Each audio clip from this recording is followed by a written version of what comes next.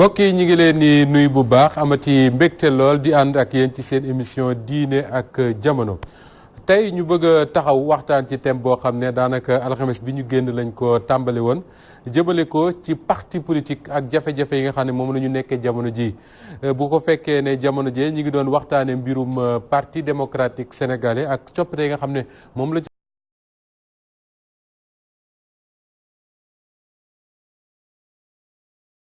rassemblement muy PUR ñoom it ñi ngi ci ay jafe-jafe li ko jur bokk na ci congrès boo xam ne dañ ko taxawaloon jële ca nga xam ne moo doon njiit la kii di Issa Sall ñu bari nag wax ne est-ce que parti politique nekkul di am ay jafe-jafe wala boog ak dundam narut a jeex ci réewum Sénégal nan la ñu mën a amee démocratie bu mag bi ñu bëgg mu am ci Sénégal bu fekkee ne suñu biir parti yi démocratie biñ ci bëgg amu ca loolu lañ nar a waxtaane day ci seen émission diine ak jamono ñi ma ci àndal bokk na ci Pape Sané journaliste la analyste politique Pape Sané mooy rédacteur en chef bu journal bii di Source A Pape maa ngi lay nuyu di la dalal jàmm. Moustapha jërëjëf maa ngi lay nuyu di rafetlu fi teew nii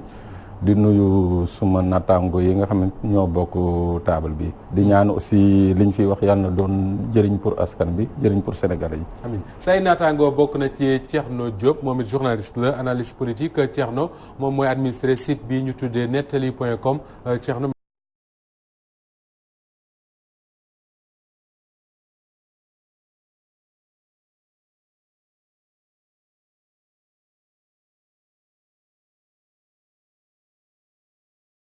moom ak Pape Sané waxee mu doon lépp loo xam ne dafay doon njëriñ ci askan bi. suñu ñetteel bi gan di Babacar Fall bokk ci kuréel gi ñu tuddee.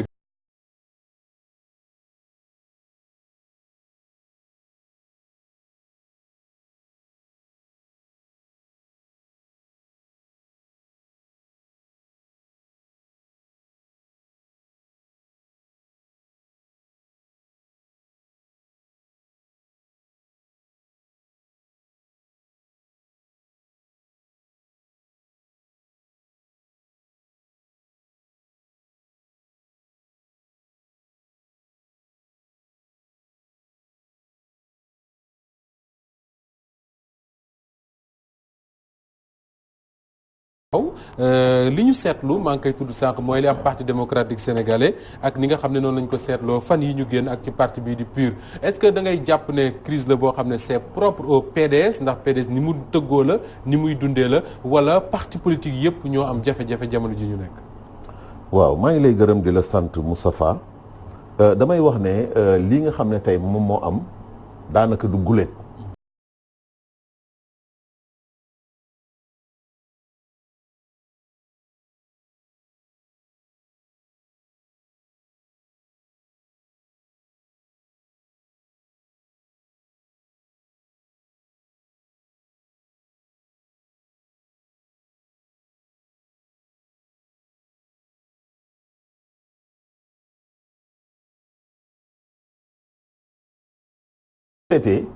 lii indi crise yi maanaam fondamentaux yi nga xam ne moom moo daan lal parti yi fondamentaux yooyu tey dafa mel ni dañ ko wàcc. parce que boo seetee ba seet c'est vrai que nit ñu bëri dañuy wax ne tey vraiment parti yi amul démocratie interne. naam sax xëy na du parti yëpp am na parti yoo xam ne xëy na am na démocratie am na débat. bien que xëy na dafa nekk loo xam ne lu gën a néew la mais boo seetee tey anam yi nga xam ne moom la ñuy maanaam sosé parti. loolu moom daanaka moom la ñu faussé parce que bu njëkk ba nit ñi dafa am loo xam ne maanaam dañ ko doon jiital bu ñuy sos parti mu nekk loo xam ne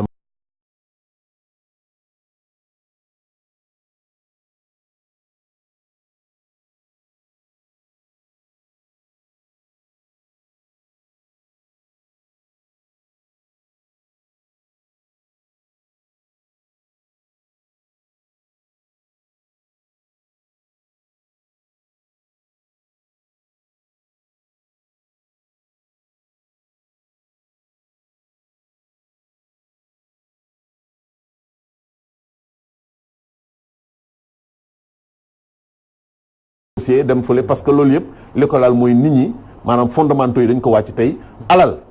ak teraanga àdduna moom moo gën a jiital nit ñi xëy na sax du ñëpp am na ay exception du ñu maas nuun gi mais li ci ëpp moom la parce que loolu moo expliqué tey Sénégal ñu jógee ci woon ci bi Senghor dafi jógee def naa ne daanaka presque ñeenti parti tey ñu dem ba ñu ngi wax naan ay 314 parti absolument parti yoo xam ne boo seetee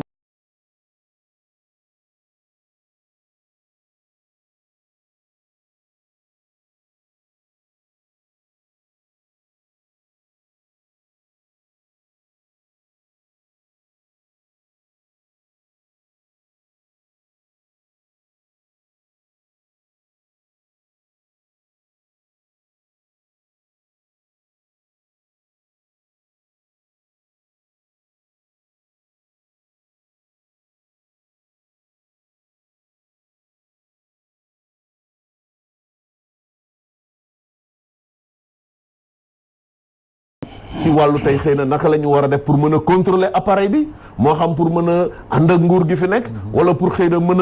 a même ci biir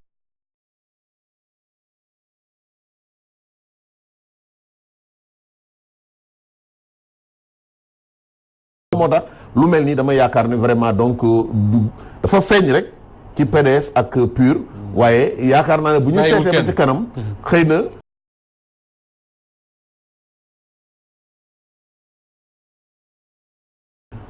ñi nga xam ne ñoom ñoo jiite nguur aussi seen intérêt mooy nasaxal parti yi aussi parce que boo seetee loolu de ko depuis jamono Abdou Diouf la ba léegi ñi nga xam ne ñoom ñoo nekk au pouvoir tout le temps dañuy fexe ba fragiliser opposition bu ñu gisee parti yi nga xam ne daanaka ñoom ñooy jàkkaarloo ak ñoom danañu xool nu ñu mën a dugg ci biir ba indi fa xëy na ay féewaloo diggante numéro 1 numéro 2 ba indi fa ay problème parti yooyu daal di tasaaroo loolu nag yaakaar naa ne lu yàgg la ci réew mi te bu ci kanamee dinañ ci gën a xam dara absolument alors Pape Sané dinañ jéem a dugg ci kaw PDS jéem koo gëstu bu baax a baax lan moo tax jafe-jafe am mais suñ déggee li Babacar expliqué dafa mel ne parti yi li leen mayoon doole en tout cas les partis de gauche yi nga xam ne les partis traditionnels de gauche yi ñu miinoon ñi ci doon dugg dañ ci doon dugg ndax am na benn conviction bu leen ci dugal mu mel ne léegi wutum xaalis moo tax ñu bari di bokk ci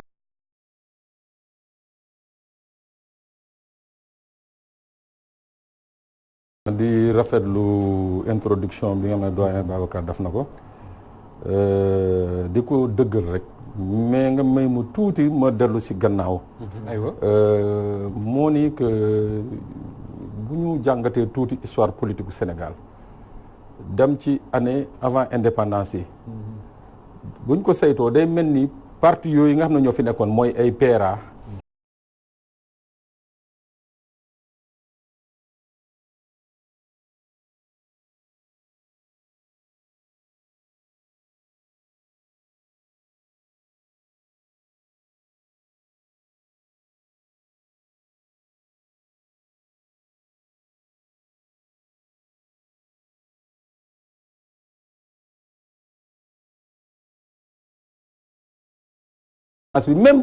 même PS UPS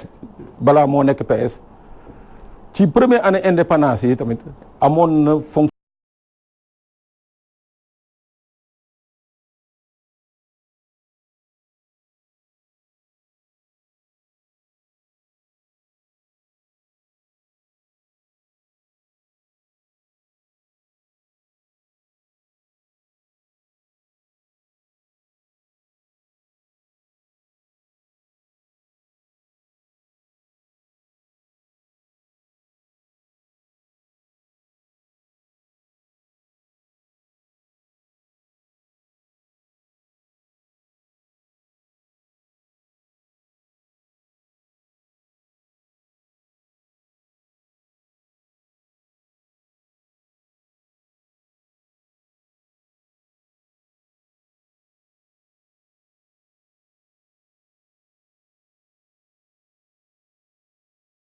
ci biir parti yi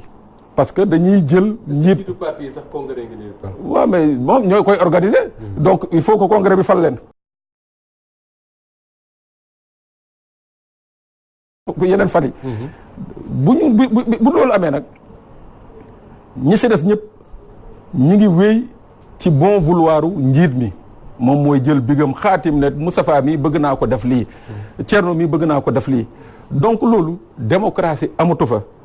mu daal di indi question bi nga posé mooy que nit ñi bi ñu doon dugg ci parti conviction yi ñu fa amoon conviction moo taxoon ñu dugg fa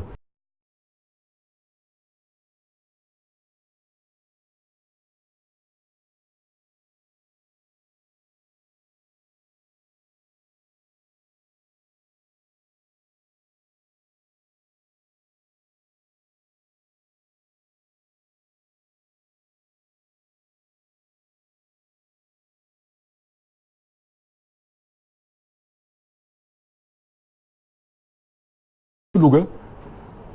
ñu jël ko def ko responsable ca Louga. d'abord mais léegi ci parti yi. da ngay toog fii Ndakaaru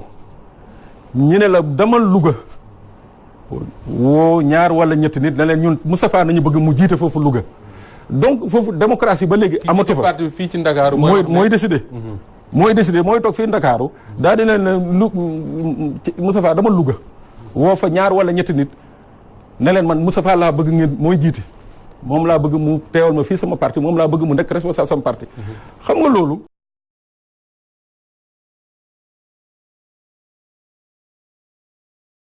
dañ koy ñàkk parce que déjà kañ leen indil dañ ko parachuté du émanation suffrage du émanation militant yi nekk à la base déedéet mais volonté secrétaire général parti la donc loolu dafa dem ba nga xam ne léegi dafa naxasal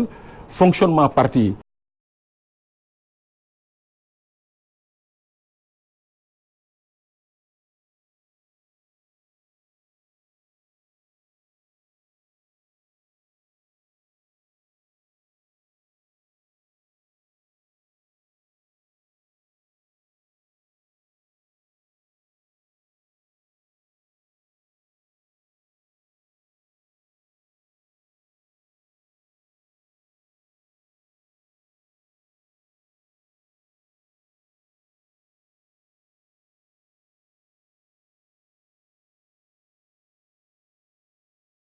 saa suñu duggee ci opposition rek nga gis problème yi commencé. d'accord alors Pape Sadio Thiam maa ngi leen nuyu bu baax.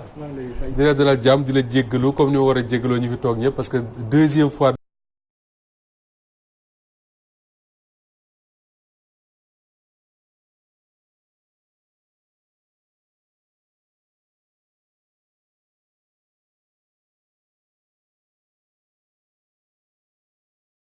dafa nekk nii jamono ji yow lu la bett la. waaw Moustapha maa ngi lay sant di lay gërëm di rafetuwaat invitation bi te di jégalu ci un petit retard bi rek ndax ndox mi quoi du circulation mais ndox mi la waaw parce que bu nga génn parcelle ndox mi dafa xawoon doy waar moom moo tax ma xaw a tardé quoi ma si jégalu bu baax waaw ma xam nga mooy li ñu doon wax fi la fois dernière rek mooy li ma wax dama ne les partis sont arrivés en fin de cycle c'est ce qu'on appelle une sorte de fin de cycle historique c'est-à-dire que parti dañoo egg foo xam ne nii c'est-à-dire que la nouvelle configuration politique de manière générale moom moo indiqué ni parti actuellement dañoo dépassé c'est-à-dire que il leur faut beneen offre pour que ñu mën a adapté wu parce que bon li ma la wax fii keroog la mooy les Sénégalais n'ont plus besoin d'aller dans les partis politiques pour s'exprimer wax naa la fii keroog tamit ne la que ne Benjamin Constant qui a théorisé la notion de parti politique man moom laa jàng celui qui a théorisé la notion de parti bokk na ci njëkk ñi ko théorisé daf leen joxoon deux missions principales mission bu njëkk bi moom moo nen la mission d'informer et de former mais boo koy xool léegi daanaka ñaari mission yooyu c'est des missions dépassées parce que ci parti yi nga daan dem pour jàng ci parti yi nga daan dem pour informer wu parce que bu leen fàttali ni nous étions dans un cadre purement du point c'est-à-dire que comment il y avait pas cette pluralisme médiatique il y avait un monolithisme médiatique qui faisait que maintenant ci syndicat yi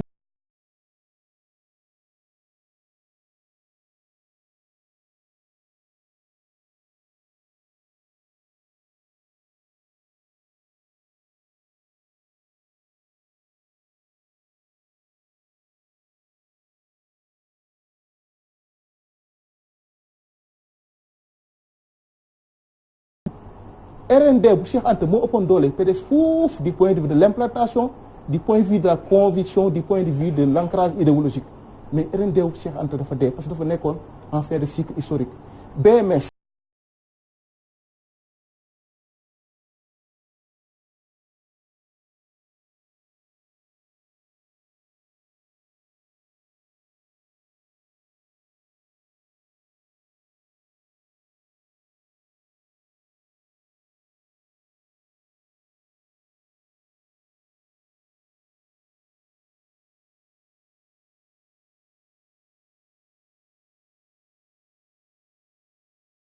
c'est-à-dire qu'ils ont passé tout le temps à se déculpabiliser entre la CREI, entre les accusations d'enrichissement illicite.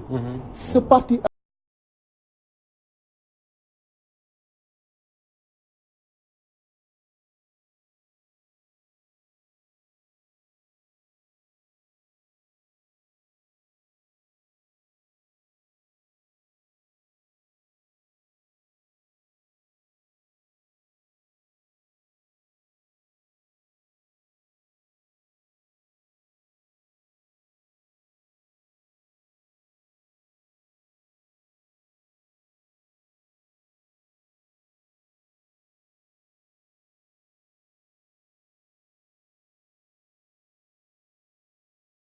xool sa fin de parcours ni mu méttee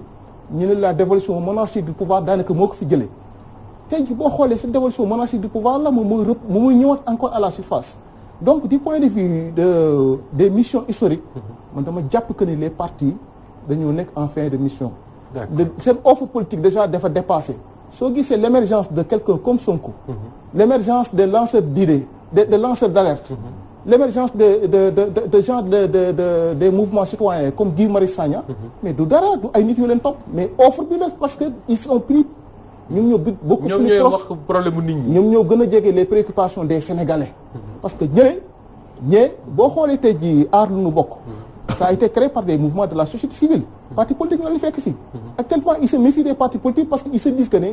ca cappaandaw la ñoom le pouvoir bi di waxal te ñoom ñooy négocier ji pour occuper ay espaces. gisuma Pape Sadio soo dégloo parti politique yi ñu xamoon muy le PS l'AFP PDS Rewmi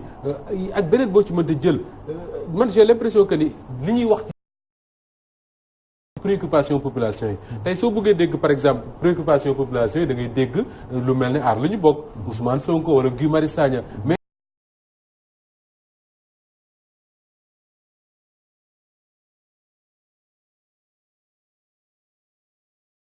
2002-2003 qui a maintenant la majorité électorale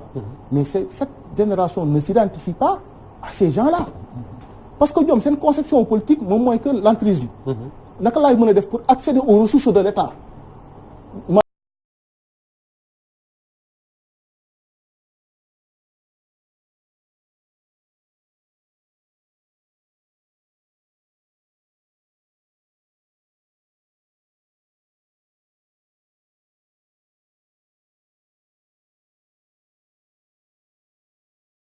bëri pour nga jàll mais nag bu ñu nax suñu bopp les partis politiques ne peuvent pas disparaître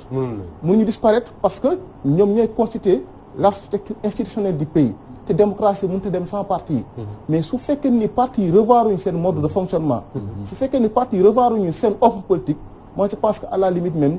ils sont restés sur les quais de l'histoire. Très bien Pape Sadio Thiam loolu moo ñuy may Thierno Diop ñu mën a dugg nag dans l'analyse de li tubaab li journaliste de analyse des faits alors li ñu seetlu mooy président Abdoulaye Wade jël na dogal def ay réaménagement ci biir parti ñu gis ne ñu gën a féete ndaw xëy na ñoom la dénk li ëpp ci l'instance dirigeante du parti ñu bari li leen jaaxal mooy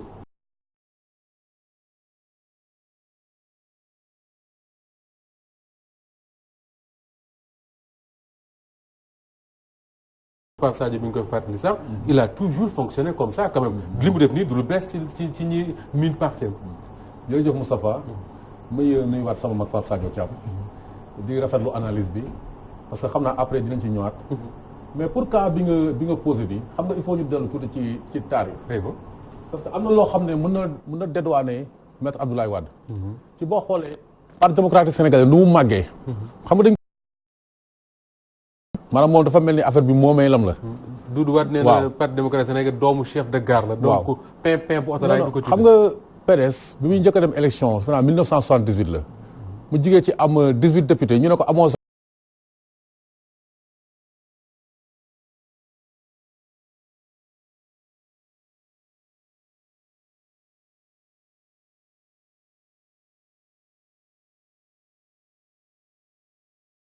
député 9 députés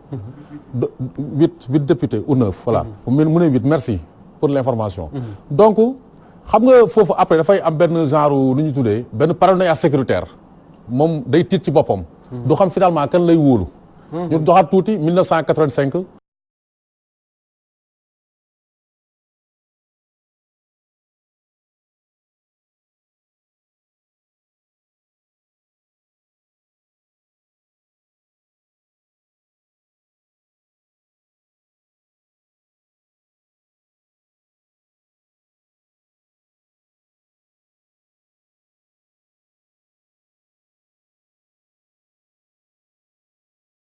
ci diggante bi xam nga Sophie Ndiaye Cissokho dem na après benn at lañ ci teg defe naa Fara Ndiaye dem 1987 donc donte du anam yëpp donc à partir de moment boo xoolee parti démocratique sénégalais ci année yooyu la commencé perdre base démocratique am diggante ay après présidentielle 88 yi presque foofu moom comme ni mu ko waxee la affaire u moomeelu Abdoulaye Wade la léegi nag man moo tax coow lu bees bi jaaxal ma parce que à partir de Idrissa Seck bi ñu koy plébiscité ci anam yi lañ ko plébiscité boo xoolee Macky Sall ci anam yi lañ ko plébiscité numéro 2. loolu moo wàcc tey ba ci Omar Sarr mi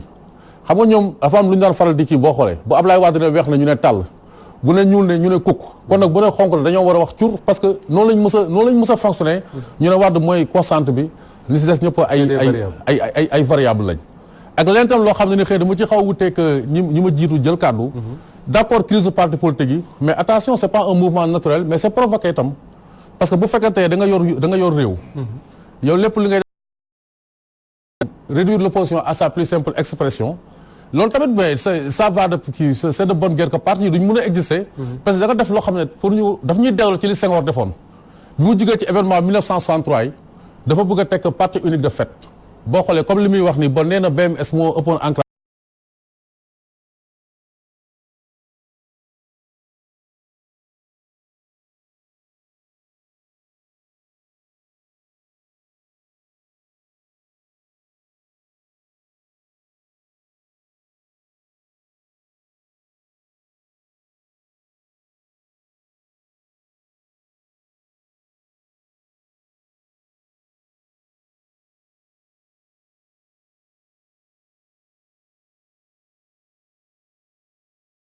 donc ci la presque sonal waa pra Sénégal yi xam nga ñoom professeur Assane Seck professeur Amadou Mokhtar Mbow professeur Abdoulaye Ly soo leen sonal boo xam ne bi mujj gi ñooñu dañ ko fekk si xam nga daf ñuy delloo si rek tey benn certaine opposition bi fekk si tey Macky Sall rek boo xoolee wala bu koy waaj a fekk si xëy na ñoom diggante 7 ans sonn nañ sonn boo xam ne bi mootuñu continuer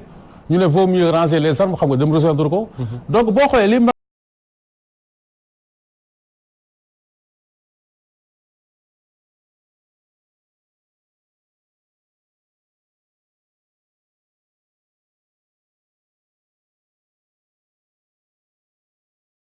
Mali c'est consacré à travers le Soumaïla Cissé vous voyez même Côte d'Ivoire am na ay crise yu mais ñu ngi dem élection di ñëw boo xoolee fépp foo dem ci Afrique ñu ngi dem élection mais fii nii nag man li ma gis bon émergence ay Sonko ak yooyu am na lu ci baax xëy na parce que tey maturité boobu lañ gis xëy na France progrès boobu lañ fa gis ñu tànn ko mel ni Emmanuel Macron mais fii nag man damay am impression dafa décliné wu ci kaw parce que bu ñu nekk démocrate yi la vie politique ñu koy déterminer mooy les partis politiques ñoom ñooy déterminer la vie politique mais tey bu ñu rey parti politique yi nag ñu ngi dugg ci aventure et que sax Ousmane Sonko bu demee ba am benn tolluwaay bi mode bu ñu éliminer ñii nii duñ ko éliminer moom tamit xam nga loolu lépp ay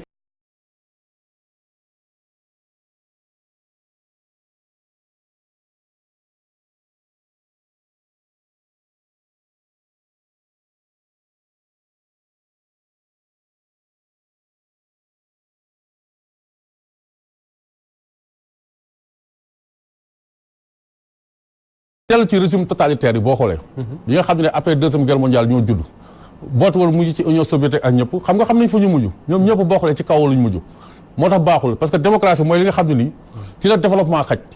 nation yi développé yëpp tey boo xoolee mooy dëgg-dëgg ci bon sooy développé mooy ci stabilité mooy yi nga xam ne dañoo teg benn cadre démocratique di ci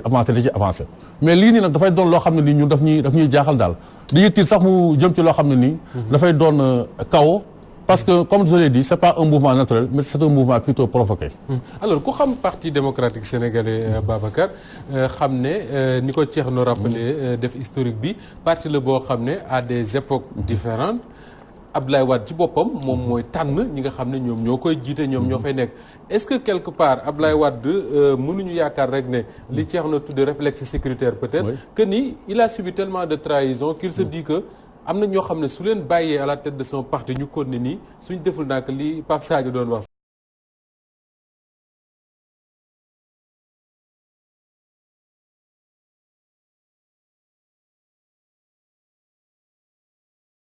Pape Sadio Thiam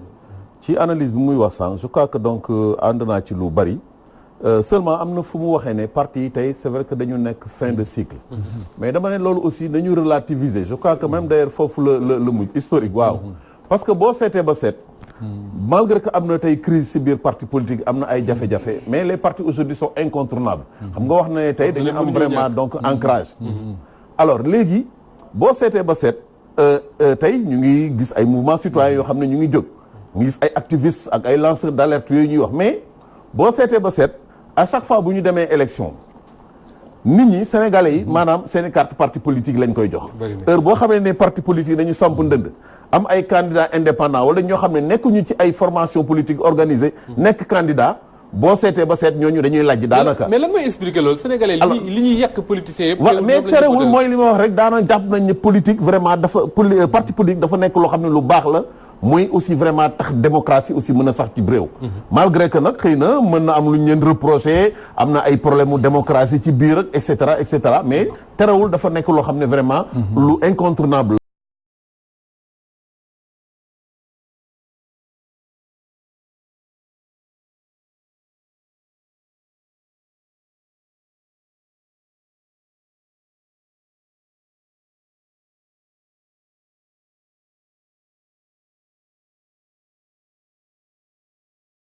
pour ñu am vraiment ay parti yoo xam ne parce que parti aussi dañoo am ay fonctions constitutionnelles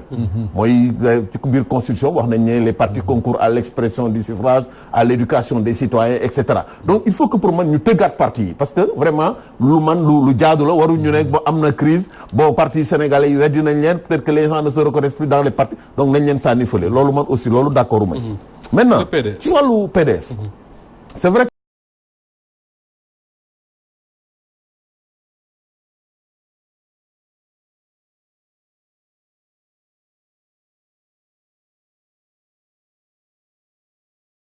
Senghor ba léegi histoire au PDS vraiment li ko mas a caractériser mooy ay départ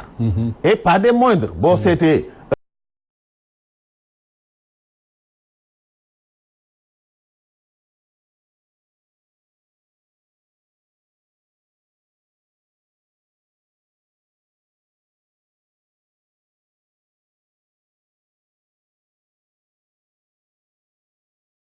sóoraale ne bu fekkee ne par exemple xëy na parti bi daf ko bëgg a bàyyi ci loxo nit ñoo xam ne xëy na amul confiance ñoom parti bi dina dem donc ba dee loolu moo tax xëy na mu def actuellement changement yi mu def seet ñi nga xam ne tey xëy na am na confiance ci ñoom te ñi nga xam ne aussi parce que boo seetee biir PDS en certain moment dafa am benn courant bu dugg ci biir li ñuy wax courant wu daanaka génération du concret mooy ñi nga xam ne Karim Wade voilà les karimistes tey comme ni nga ko wax Ablaye Wade tey ki nga xam ne moom la wóolu mooy doomam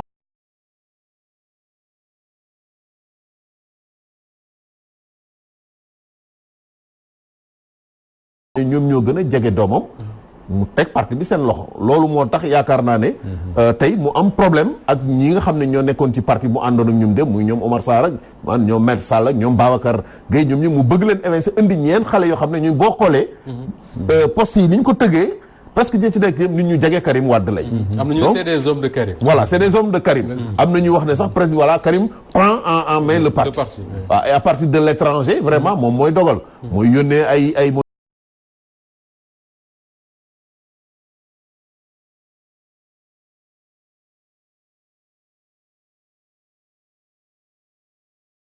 mais bëggu ko teg ci yeneen loxo yu dul loxo Karim et comme ni ko Pape Sadio waxee tey mbiru dévolution monarchique bi loolu la woon en certain moment accusé nañ ne xëy na nguur gi même dafa bëggoon doom ji remplacer ko ci wàllu boobu mu lajj maintenant la ko desee li nga xam ne mooy instrument bi ko mën a tax tey mu reconquérir le pouvoir c'est son parti mais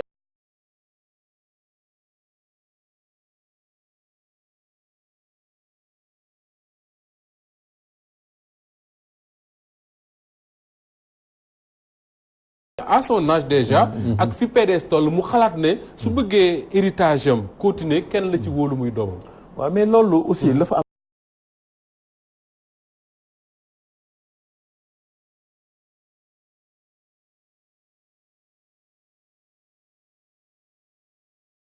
un parti vraiment à distance parce que fi nga xam ne moom la moroom yëpp jaar Karim na ñëw ci réew mi bu ñëwee vraiment ñëpp jaar fi mu dugg ci parti bi dugg ci biir Sénégalais yi jaxasoog nit ñi xeex comme ñëpp parce que vraiment quand même di xaar maanaam parti ñu jox la ko sur wala pouvoir sur un plateau d'argent loolu vraiment du njàmbaar donc jàpp naa ne dafa war a ñëw ak jafe-jafe bu mënti am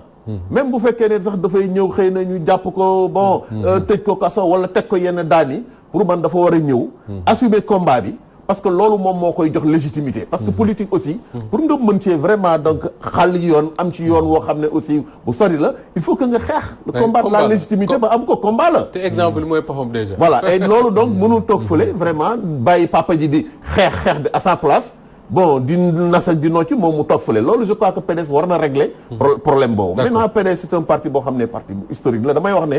crise bi am bon na mu nar a peut-être dénoué wu kenn xamul mais pour le moment mën naa wax ne ci wàllu bataille d'opinion xam nga crise bu amee ci parti li ñuy wax bataille d'opinion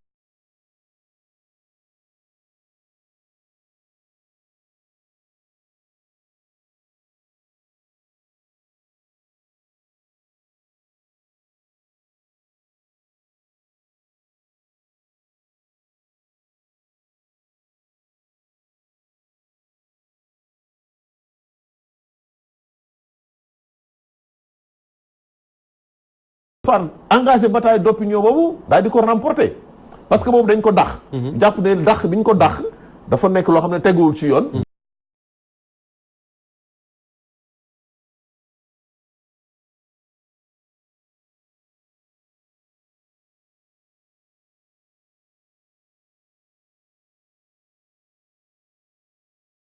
de presse xëy na wax ne rek dañu bëgg mener la guerre à l'intérieur du parti lu jafe la nar a doon mais depuis lors kenn déggaatu leen actuellement nitu Wàdd yi ngay dégg chaque jour ñuy génn ay résolution di feddali seen ànd donc ak Wàdd loolu donc lu am solo la vraiment dans la suite des événements alors Pape Sané réaménagement yooyu Ablaye Wade indi ci partem da nga koy expliquer ne dafa bëgg a jox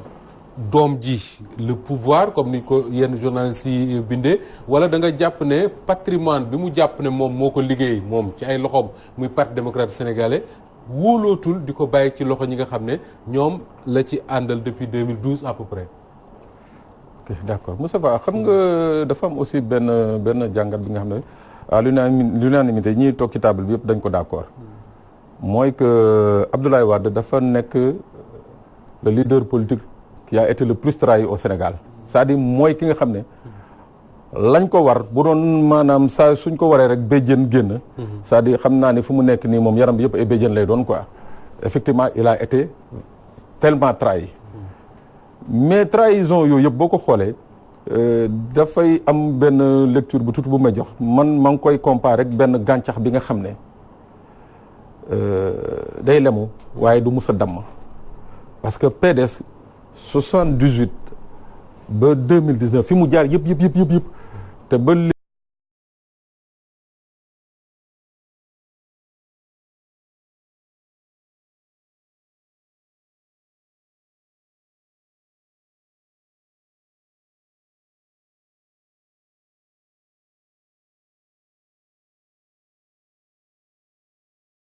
nangul war nañ ko mën a nangul parce que loolu du démocratie. non dama ne légué waxuma légué à son fils de dama ne légué waaw dama ne légué son parti war nañ ko mën a nangul mais ba jamono yii ñuy wax nii ci modification yi ñu jël ci secrétariat général national beeg yooyu yëpp man gisaguma ci benn texte bi nga xam ne dañ ne parti bi Karim nañ ko jox même ci fonctionnement 11 secrétaires généraux adjoints yi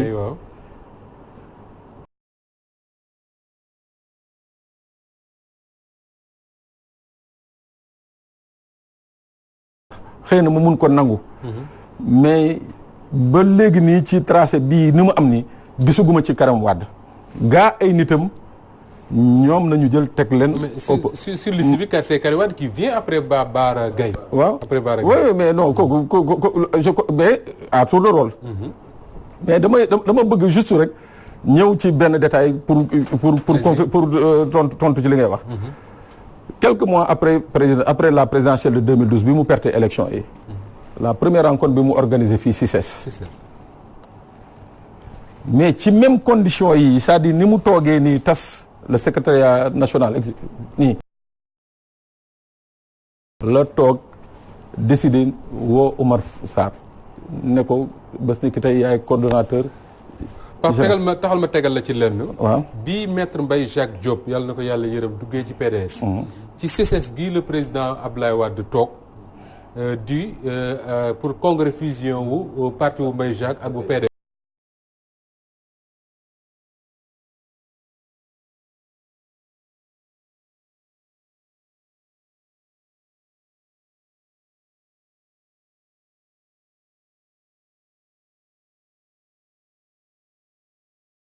condition yooyu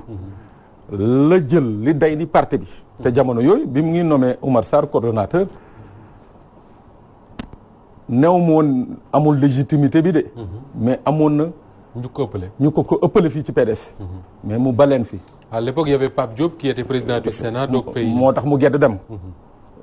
looloo tax sax mu gedd dem pour qu'on le dise waaw parce que il s'attendait à être celui qui allait incarner la succession de Wade looloo tax mu gedd dem ñu jël jox ko Oumar Sarr teg ci diir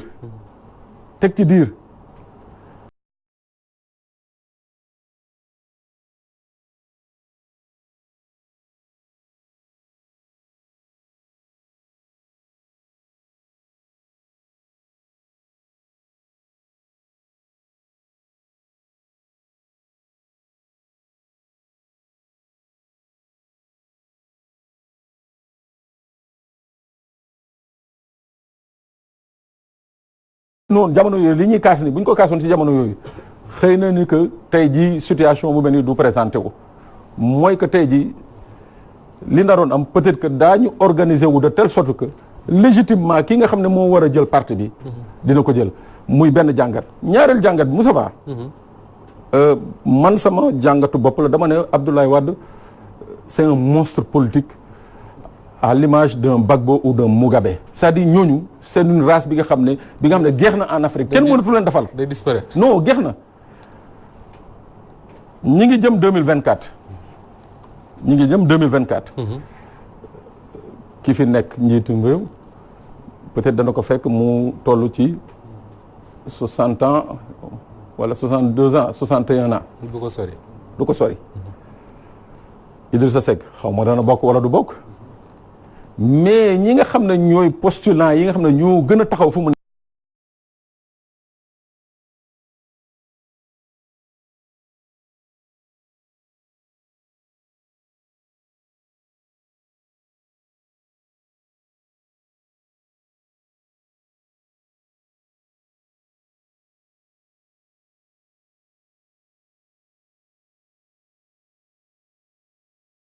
ancien député là fàtte naa nu mu tudd non c'est un jeune dégg nga Thierno Bocoum ñooñu ñooy incarné fu mu nekk nii l'actuelle valeur actuel leadership politique bi imagine nga rek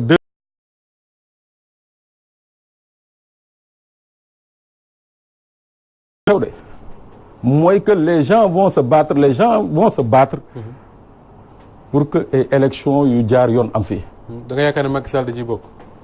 xamaguma de mais daal dama ne 2024 da leer ba leer mooy que les Sénégalais vont se battre pour que élection yi lu leer jot mais imagine nga rek benn moment tey jii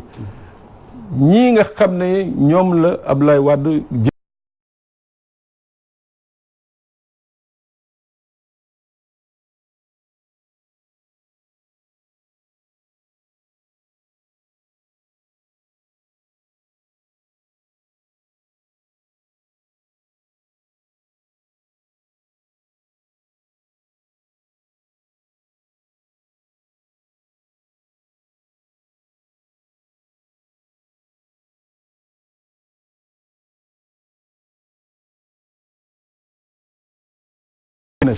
parce que tamit quoi qu'on le dise il y a que la jeunesse qui peut mener ce parti vers le sommet comme ça a été le cas en 2000 alors Pape est-ce que mën nañu reprocher finalement à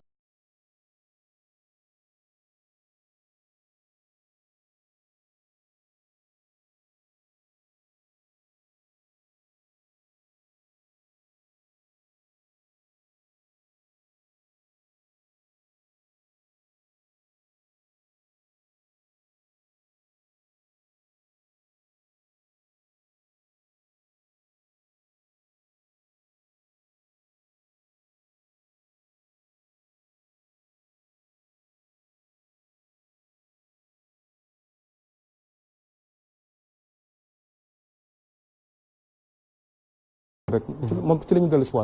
Wade a été toujours constant et conséquent avec lui-même. bettul kenn moom bettul kenn. c'est-à-dire que les phénomènes de composition et de recomposition yi nga xam ne moo rythmé la vie du PDS. peut-être parti bi noonu la mos a dundee. ñiy départ ci parti bi bëri nañ loolu. mais crise bi dafa ñëw di intervenir dans un autre contexte. bu bokkul. parce que boo xoolee maintenant les modalités de mobilisation même. politiquement les modalités de mobilisation ne sont plus les mêmes. du tout Sénégalais yi mënoo leen mobiliser comme na nga leen mobiliser ay années 82 sax ci gannaaw noonu. takk ay rajo di mobiliser non. maintenant les gens ont les partie des réseaux sociaux. ñu ngi leen di mobiliser à partir d'autres plateformes. am na maintenant bu ñu waxantee dëgg. le personnel politique boo xoolee le corps électoral.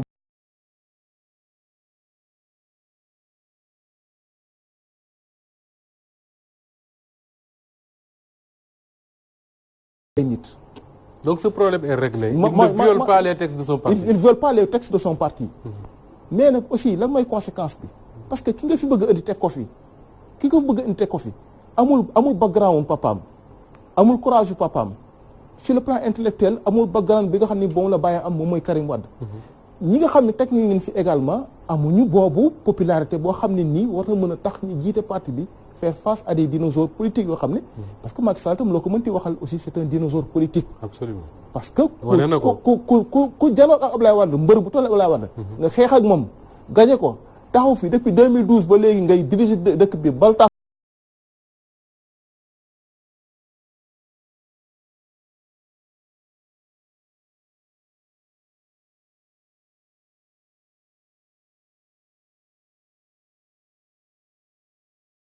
là-dessus quoi mais bu fekkee ni PDS ni muy fonctionner nii la continuer nii je pense que yaakaar de presque dana ci xaw a manqué boo xoolee doyen mi ngi koy wax sànq naan que ni si fédération yi section yi ñi ngi def allégeance au à la direction du parti mais nag je pense que le phénomène trompe-l'œil la un peu quoi parce que man xam naa PDS tuuti pour y avoir milité un peu par exemple doo jëlee le cas de Kaffrine c'est de bonne guerre que ku fi jógee rek ñu remplacer la c'est de bonne guerre ku fi jógee dinañ la remplacer mais boo xoolee tetu parti bi moom moi je suis du Saloum boo xoolee majorité bi bu ñu tey xool tey Babacar Gaye moom moo ko yore à Kaffrine mais peut-être boo xoolee da ngay xool responsable yi nag quoi parce que responsable yi puis individuellement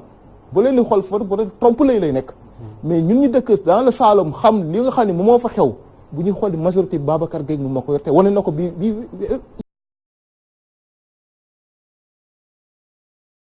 ensuite soo xoolee li ma wax sànq mooy que ne soo xoolee les mouvements de la société civile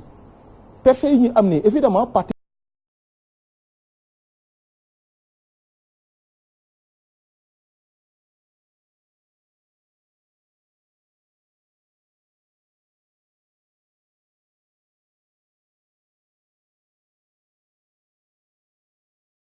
woon tey ñi da ngay dina mbalit ci mbedd mi kenn du ñëw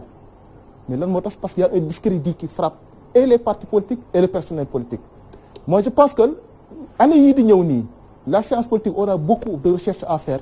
pour que ñu jéem a xam lan moo tax partis politiques yi ñoom du ñu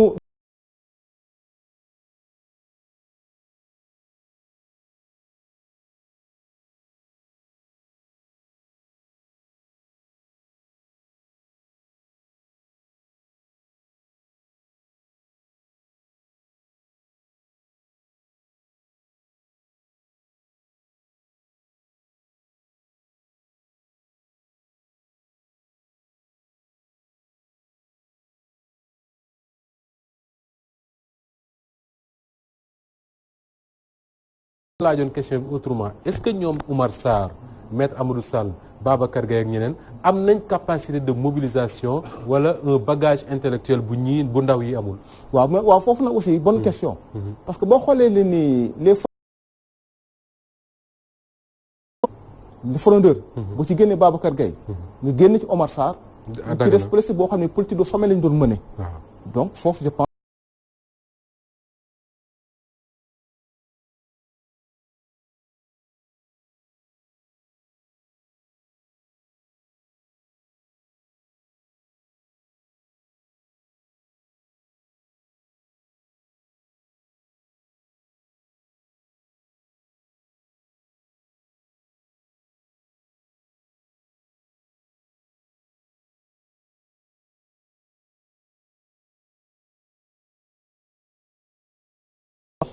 te jàpp naa ne rapport de force avant moo koy mëne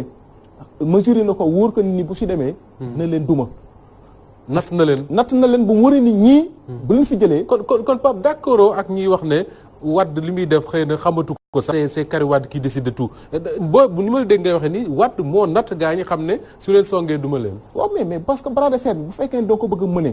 parce que politique question de rapport de force la. représentation la également question de collecte de suffrage la comme ni ko Idrissa Seck di waxee. naan ay boobu fekkee ne mënoo collecter ay suffrage sa njëriñ ci politique lu néew lay doon. parce que c'est la question de la représentativité. Absolument. Mais boo xoolee ñii nga xam ne ñoom ñoo nar a janoo ak Ablaye Wade. tamit boo xool du point de vue de la représentation tam dafa des lu bëree bëri. bon peut-être mën nga am une représentation une popularité médiatique. mais sur le terrain peut-être doo tekki dara. Pape nga wax lu am solo.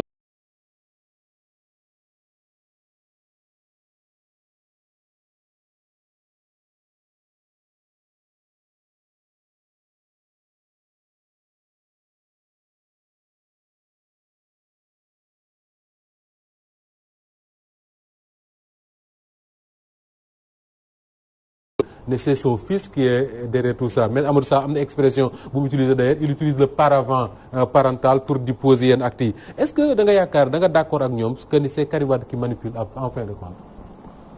waaw loolu daanaka mën nañ ko analyser ci à partir de prisme yu bëri. aywa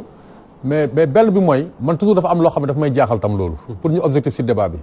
yenn saa yi ma gis ay communiqués yi ñuy signé Parti démocratique sénégalais. man tubaab bi dafa may jaaxal bu dee tubaabu Ablaye Wade la parfois quoi.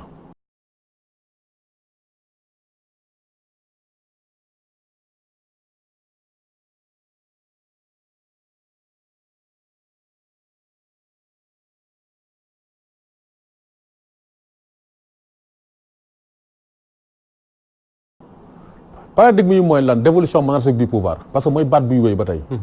dévolution monarchique du pouvoir ki ko njëkk a théoriser Idrissa Seck la comme ñenn ñi bu dee conséquent nañ ak ñoom xëy na bi ko Idrissa Seck théoriser ñu ne sax boobu comprendre uñ ñu ba comprendre ko man li may comprendre mooy ñoom ñu gën a jege peut-être kii nu mu tudd Idrissa Seck que ñuy dem fekk par exemple Macky Sall mais boo xoolee vague yi jot a demagum yëpp boo xoolee dañoo fekki Macky Sall. lu tax ñu war a gën a jege Idrissa Seck plutôt que Macky Sall. lu tax non parce que il faut être logique. ñoom d'abord mais dama leen di seetaan depuis 2012. ñuy critiquer gestion Macky Sall yàq na dëkk bi utiliser ay superlatifs yoo xam ne nii après man su ma gisee ku mel ni par exemple Modou Diagne Fada tey dem fekki nu mu tuddati Macky Sall man daf may poser cas de conscience parce que quelques mois avant ou quelques années avant dama doon gis discours bi muy tenir par rapport ak gestion Macky Sall xam nga loolu daf may jaaxal. ak ñeneen. bon ba vague Madické Niang bi ñoom nee nañ bon ba tey ñu ngi ci opposition bi après on suit xëy na actualité bu yàggul la. ak vague ñoom Amar Sarr bi ba tey bon ñu ngi xool fu wànnentoo di mud ak.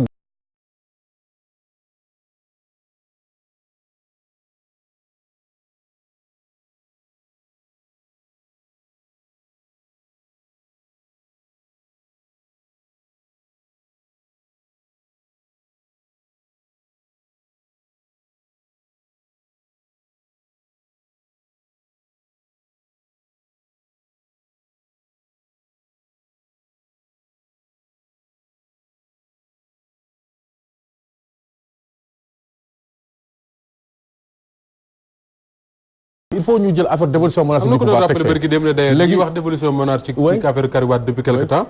yàggul dara ñoom ñëpp dem nañ seeti ko fa mu nekk.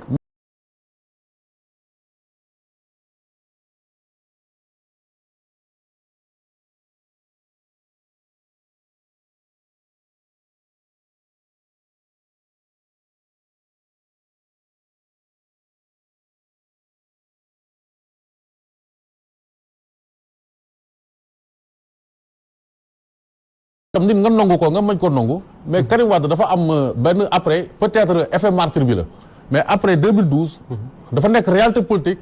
bi muy dem ñu koy gagné point E boobu nekkul réalité politique mais après 2012 dafa nekk léegi réalité politique te yaakaar nga ne maître El Hadj Amadou Sall bu sampoon ndëndam présidentiel mën na am 2% wala Omar Sarr wala keneen te Karim xanaa lu mu dee bu demoon mën na am 7% wala 8% donc moo tax ma ne paradigme yi il faut ñu tegaat ko d'abord tey bu Karim amee doole fan nga war a teg ne Maître Sall bu demoon mën na am 2% mais Karim bu demoon mën na am 7 wala 8%. mais amuñu popularité bi xëy na amuñu popularité bi il faut loolu tam ñu d'accord ci moi je ne les insulte pas xeebu ma leen tamit. mais loolu ñun dañuy xool di. dañuy wax rek la réalité des faits. mais réalité des faits la ñuy wax.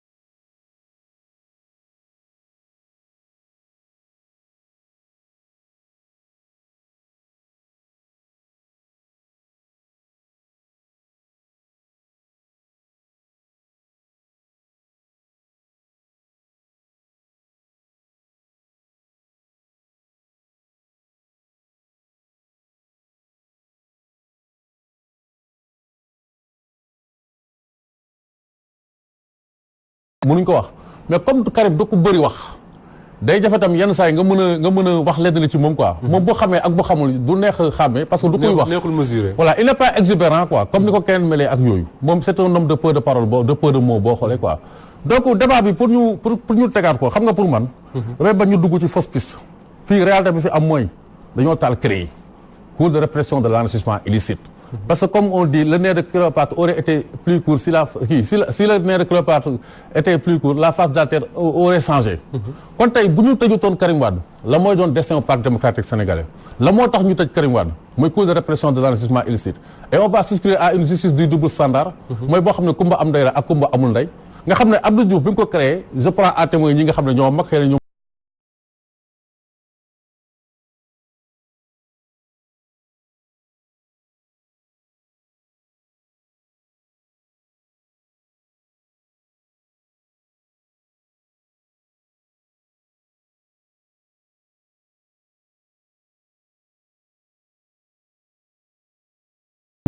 mooy président de la République boo xam ne presque éliruñ ko dañ ko nommé. xam nga jox ko parti ak lépp. mais baron di kaas am na théoriciens yu bëri ñu ne ci lañ créé CREI pour baron yooyu tiital leen mais CREI boobu Abdou Diouf li muy nekk président boo xoolee laalu ko Abdoulaye Wade avocat la agrégé la en droit boo xoolee xëy na xam ne li ci biir moo tax mun na andi ëllëg ay fayantoo laalu ko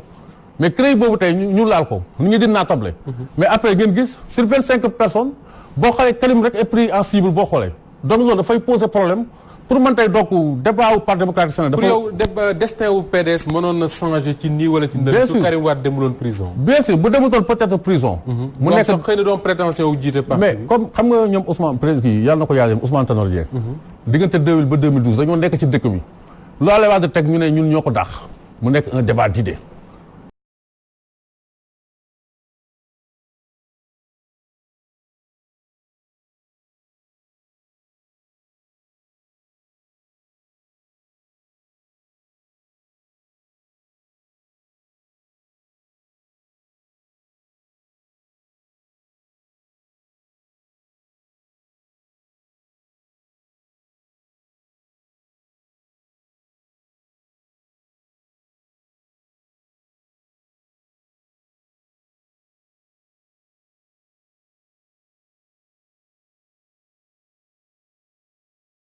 ki nga xam ne dañoo versé après ci totalitarisme. boo xoolee genre yii rek la. te et puis dafa baaxul xam nga tey affaire Khalifa Sall tam même chose xam nga man dégg naa balaa tabaski bi. ñu naan ndax Khalifa Sall dinañ ko bàyyi wala bàyyi benn analyse politique bu mag. mu ne.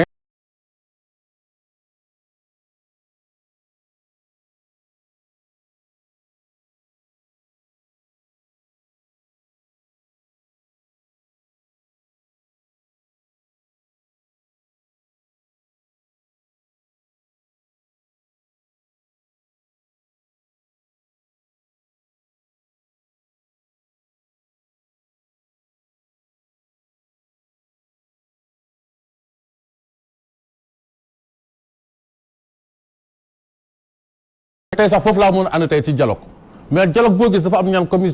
commission vérité et réconciliation il faut ñu situer les torts ñu wax ku nekk la nga def ak la nga defoo pour ñu mën a jégalante parce que dëkk bi encore une fois mënoo jël Parti démocratique sénégalais seen candidat nga xañ ko écarté ko ci façon boo xam ne bi écarté woo ko keneen parce que CREI tey ñaata nit lañ fa topp toppuñu leen mais Karim Wade lañ topp injustice boobu il faut ñu taxaw ci dénoncer ko pare parce que tey bu dul Karim Wade mën a dal keneen man Karim xaw ma ko defaluma dara saxaluma suukar mais loolu il faut point la boo xam ne principe la c'est un point principiel boo xam ne dañu ci war a taxaw ba pare pour mën a avancer éviter bu fekkente ne caisse d'avance bi tamit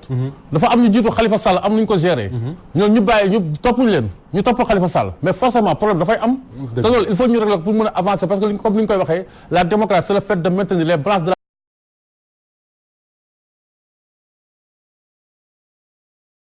création CREI yi bon yàlla def na man fan yi rek passé rek maa ngi ci doon préparé benn article parce que texte yi nga xam ne kii bi maanaam texte yi ñu doon bind pour préparer CREI yi teg ko dama ko yore c'est-à-dire mooy brouillon yi pratiquement mouture yi dama ko yore temps yi rek maa ngi doon ne dama ciy bind muy benn effectivement Diouf bi mu ñëwee dafa yéeg bi mu yéegee il a fait face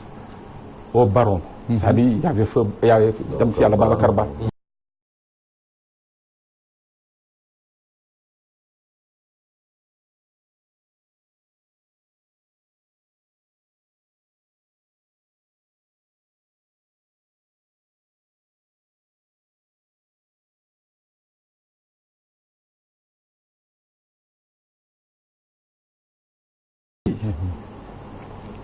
en juillet 82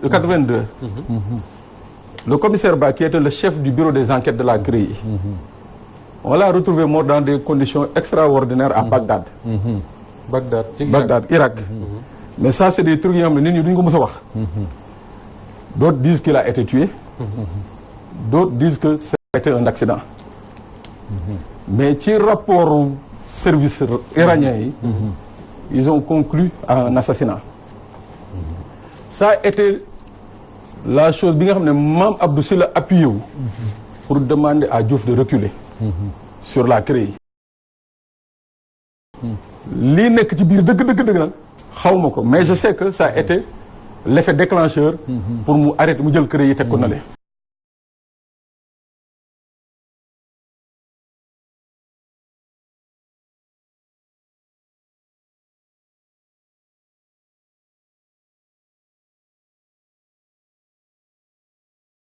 sur ça alors Babacar Fall bu GRADEC Sénégal dañuy wax ne quand même démocratie la pourquoi ñu ne démocratie la parce que def nañ alternance ñaari yoon ñi ngi voté di élire à différentes étapes de la vie de la nation mais est-ce que mën nañu prétendre nekk une grande démocratie su fekkee ne les partis politiques yi nga xam ne ñoo war a animer la démocratie boppam ñoom seen bopp ñu am ñu peine à s'appliquer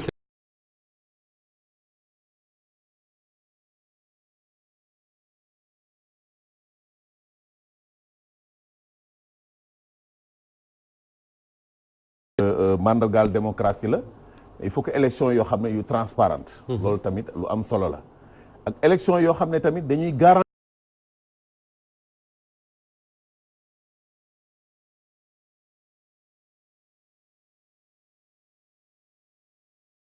ba xool mel na ni am na nu mu xaw a sooxe ci suñu réew mi ci parti yi ni nga xam ne noonu la ñuy demee élection damay ci jël par exemple bu mujj rek mooy mbiru parrainage bi gis nga li nga xam ne par exemple moom la indi ak ni nga xam ne moom la ñu éliminer par exemple yenn candidats yi ba mu des 5 donc mën nañu wax ne foofu loi bi xëy na indi na en tout cas discrimination en tout cas indi na dans ses modalités d'application ay effets yoo xam ne nii vraiment tax na ñu liquider yenn parti yi donc kon mënuñu wax ne donc démocratie foofu am na donc bu fekkee ne démocratie dañu bëgg a jàpp ne donc am na il faut que vraiment parti yi naam xëy na sax doole tolluwul en termes peut-être de représentativité mais par rapport par exemple tey au respect des règles du jeu il faut que ñu fexe ba parti yi xëy na nekk pour man sur le même pied d'égalité. C'est important. ñu mën a concourir vraiment pour man vraiment bon sur disons donc à chance égale. xam nga loolu déjà donc amul suñu réew mi boo seetee ba seet te loolu xëy na du léegi rek ci nguuru Macky Sall mais mën naa wax ne presque l'histoire de ces 20 dernières années loolu moo ko caractérise. Est-ce que li ñuy wax un statut de l'opposition un statut du chef de l'opposition mën na régler problème mu de partis yi ñu yemale leen ci benn. Les partis au pouvoir ñëpp xam ne ñoo ëpp koppar et tout mais su amoon ce statut là am na sax ñuy wax ne il a préparé une caisse de 2 milliards pour ça man xawma ci dara mais est-ce que loolu mën na régler ce problème. mais loolu man yaakaaruma ko.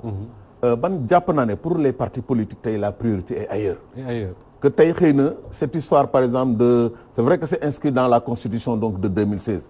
le statut du chef de l'opposition mais tey ni nga xam ne nooñ ko agité ak ni nga xam ne noonu la ko presse bi waxee ba yi wax ne tey am na ci par exemple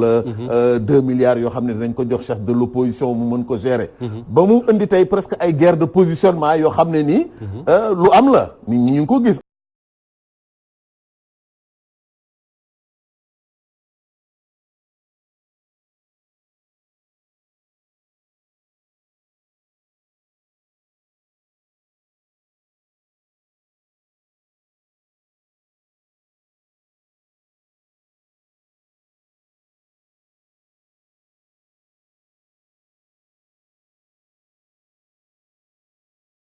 qui mettent nu mu tëtti donc tous les candidats vraiment donc à égalité de chance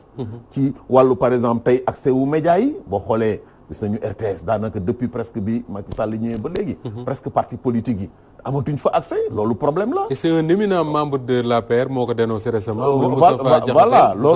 voilà loolu benn la nu mu tëtti donc problème li ci mel ni par exemple tey débat bi am sur le fichier électoral naka la ñuy def que fichier bi tey parti politique yëpp mën ci am vraiment un accès pour que ñu mën ko contrôler la tenue du fichier ba xam lu ci nekk kooku aussi combat la bu ñu war a mën man yaakaar naa ne tey priorité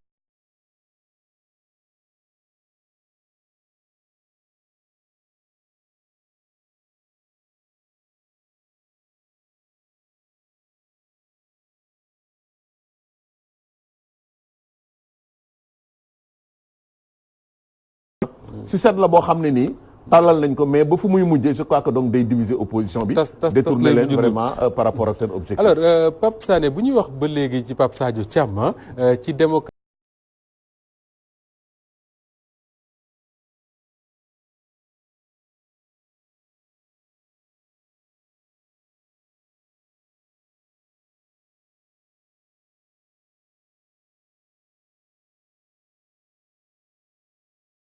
loolu da nga naan dafa juum dafa waroon a bàyyi rek son parti dem ci démocratie interne compétition interne ku jiitu jël wala da nga naan déclaration du déclaration président bu nekk di def son dernier mandat.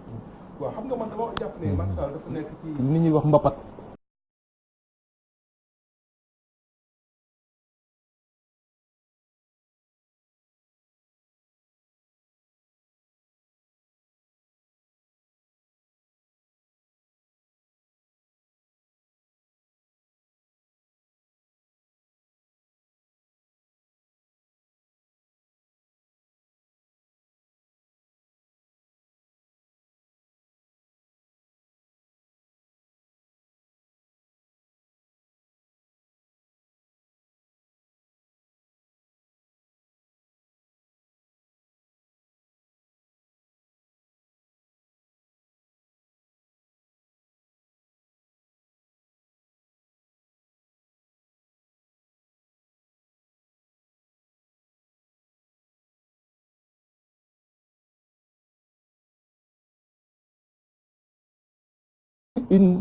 Un danger, une menace pour les intérêts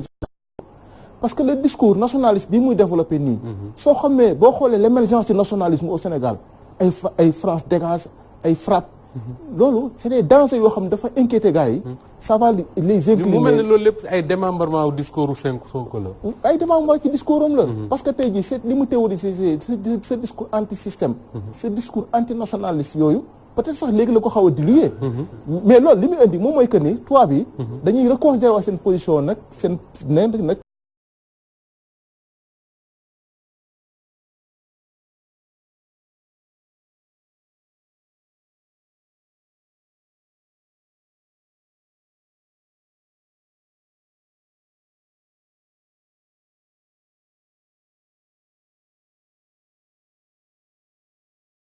moom mooy la famille libérale au sens le plus large du terme. Oui. parce que libéral variante yëpp la. nga dajale waat ñëpp. ba ca Idrissa Seck ak Pape Diop ak ñeneen ak ñeneen. waaw parce que Sénégal aussi dama jàpp que ne dañoo xaw a xeeb tuuti Macky Sall ci wàllu politique. mais itam mbër la.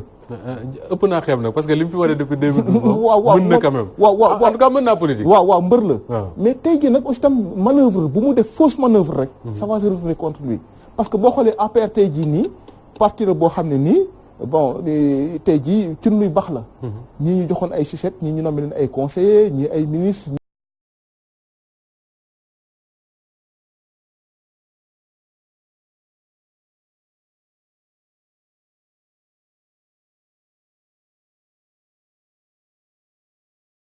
Fall doon wax sànq moi je pense que peut-être nañu ci ñëw tuuti quoi moom mooy la vie des partis te nga posé question bi. mais li ma jàpp moom mooy que ne. su fekkoon ne état bi joué na rôle am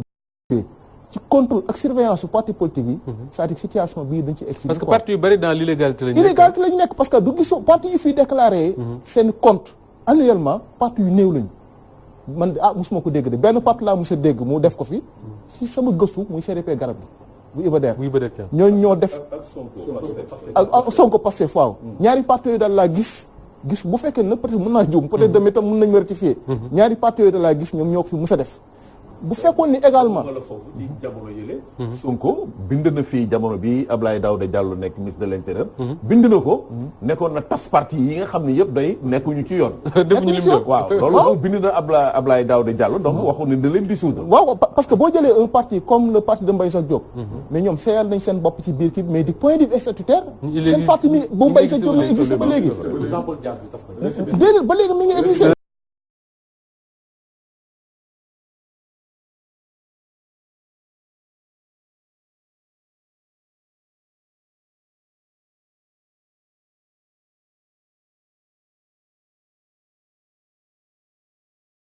ce parti là kañ la gëj a organiser un congrès. kañ la gëj a organiser un congrès des fois ay réunions la ñuy organiser élargie aux fédérations. mais bu ñëwee ba foofu ñu ne bon maintenant dañ koy transformer en congrès. ñi ñu bëgg a fal ñu fal leen. moi je pense que tey tamit tey jii boo xoolee parti politique yi tamit.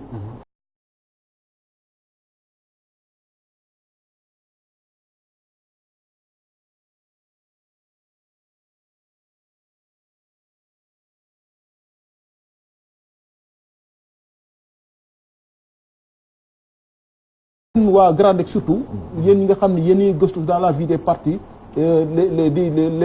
les fonctions normatives des partis moi je pense que peut-être war nañu ci réfléchir pour xool état bi nan la mën a def ba mën a contraindre les partis ñu respecter les règles démocratiques au sein des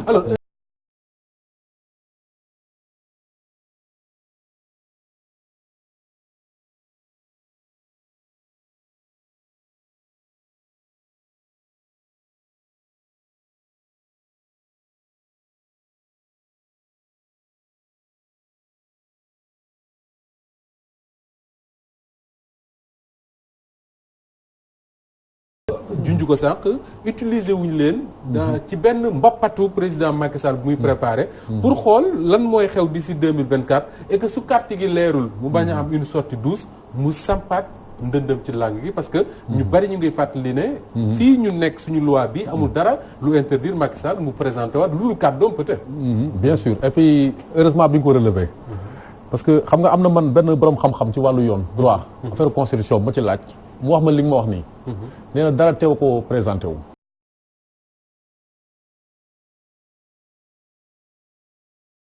waaw qui concorde à faire croire que waa ji bu ñu ci eggee dafay présenter troisième mandat parce que bëgguma tam sosol nit wala di nettali ay gént mais nag xam nga dañ naan toujours information dañ koy fondé si ñetti PE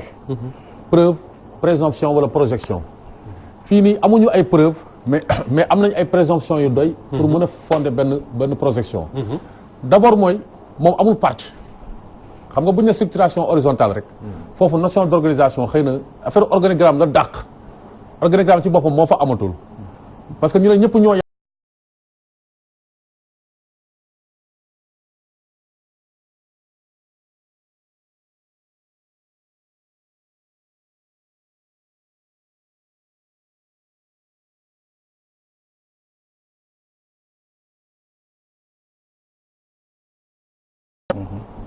mën naa njortoon sax est-ce que du woon Aliou mën naa ko njortoon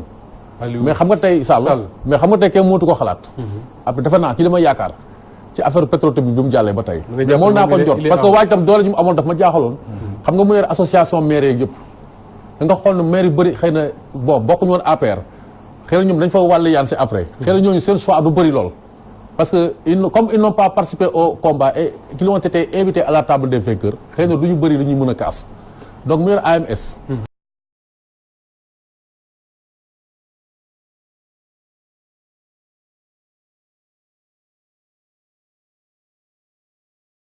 émerger du lot pour mën a nekk potentiel successeur Macky Sall ci biir Alliance pour la République moo benn affaire xam nga fii toujours dafa am benn genre dédoublement fonctionnel ci wàllu perception entre kii nekk premier ministre ak le numéro 2 du parti qui incarne le destin de ce pays ñu supprimer poste premier ministre bi donc tey duñu mënati wax ne kii mooy numéro 2 Macky parce que foofu sax man mën naa comprendre foofu président Macky Sall lu tax mu supprimer kii bi nu tuuti poste premier ministre bi parce que quel que soit alpha perception boobu la ci am te kooku kon bu boobaa xëy na du liggéey ñu ànd ak moom voilà dinañ ko galgal ak yooyu te loolu sax xëy na dafay bloqué ni dëkk bi di war a doxee donc loolu xam nga benn indice mi ngi noonu donc moom tey la moo ko dese parce que pour man du magum jëmm la xam nga li ñu naan gontu dem xam foofu naan moo ko gën moom gontu rek di dem xam na bu baax fu mu jëm te horizon 2024 moom moo ñu fa jiitu parce que Tanor Dieng moo doon wax naan on peut pas savoir ce qui se passe dans la tête d'un chef d'État kon moom tey li mu norme président Macky Sall moom rek moom moo ko xam mais ñun ñu njort ba tey comme ni ma la ko expliqué est-ce que ci c'est vrai mënoo nekk li géntam mënoo xam lu mu njort mais est-ce que ci acte yi muy posé moom en tant que chef de l'État du Sénégal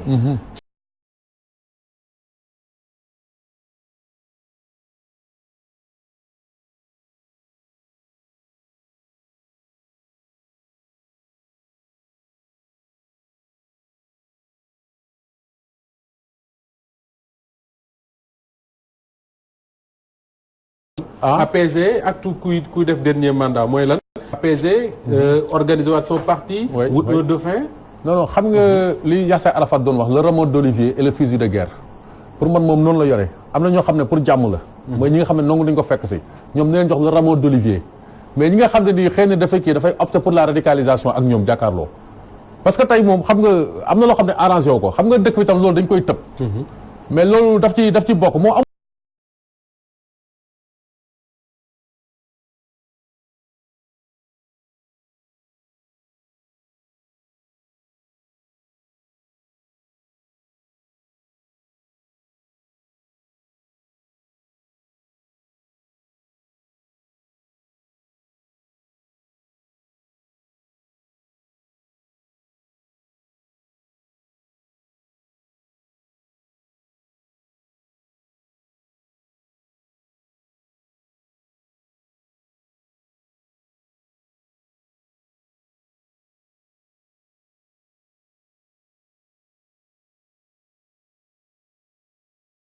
mu nekk ci contexte reconfiguration politique ànd ak ñoom faluwaat 2024. léegi ci biir loolu bu ko defee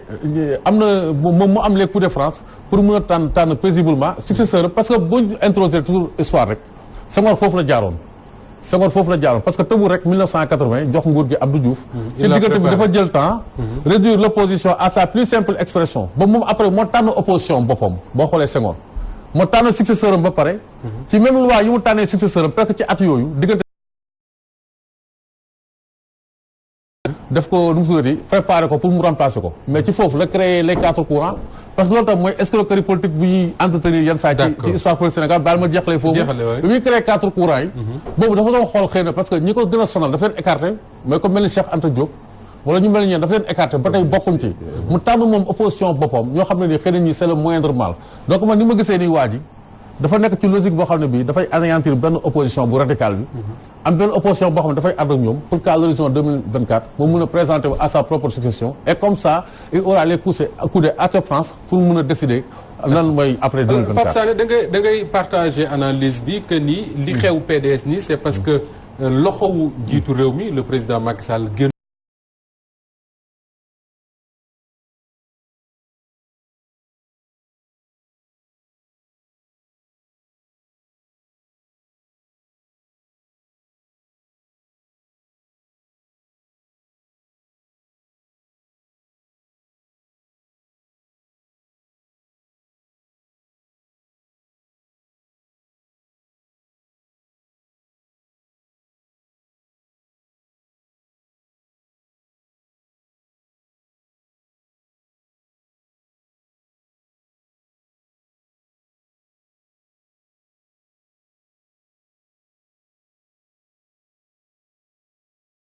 la nekk c'est-à-dire gars yi di wax ay 2019 yooyu moom ci logique 2024 la nekk quoi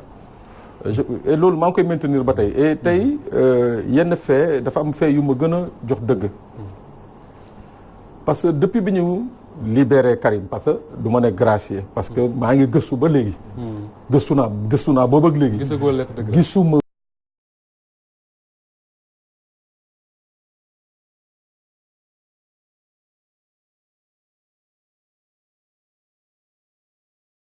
Karim mooy benn ñaar muy benn affaire bi nga xam ne dama ciy dellu si waat parce que dañ ko fi waxoon waxaat ko fi ba wax ni que Karim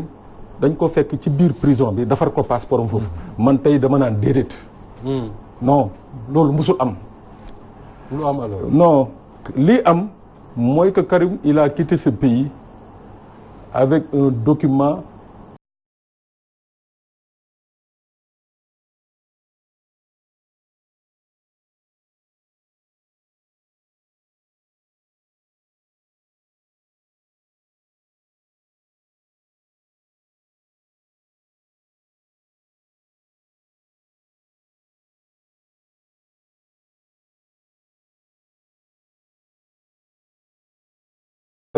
moo tax sànq ma ne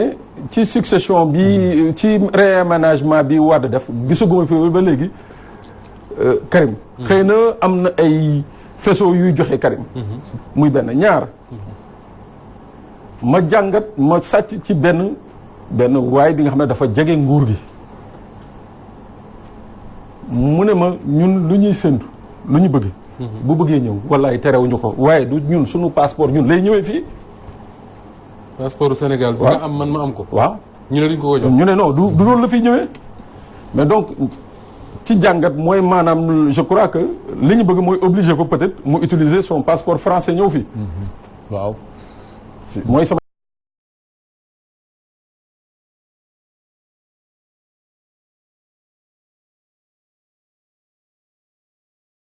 ci li Thierno wax ci affaire wu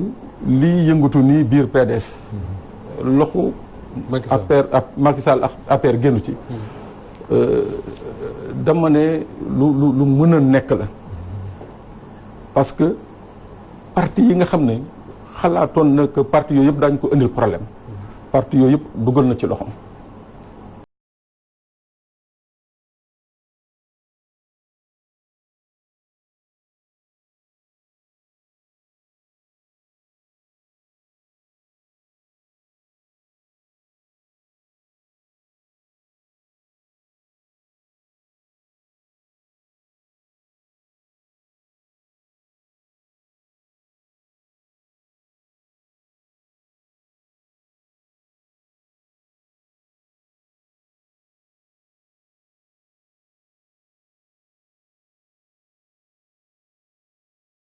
tey mu nekk une donne mu nekk une réalité politique te li ñu wax ki nga xam ne moom day wax te moom Sonko je crois que waxam nëbbu ko moom wax na ko waxaat ko joxoñ ko ne ko man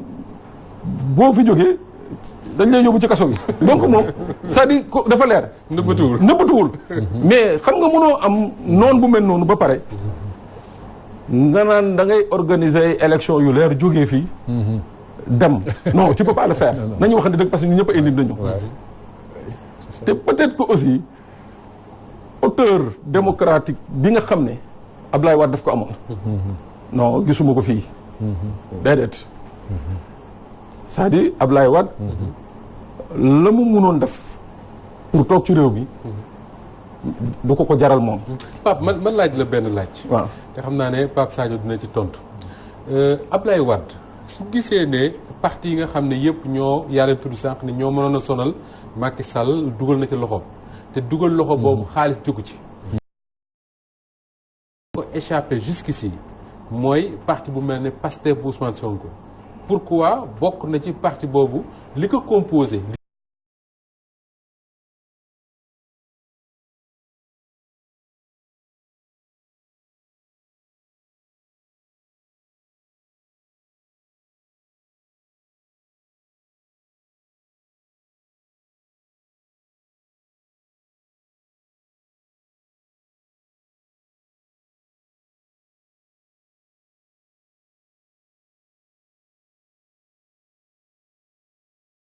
noonu que ni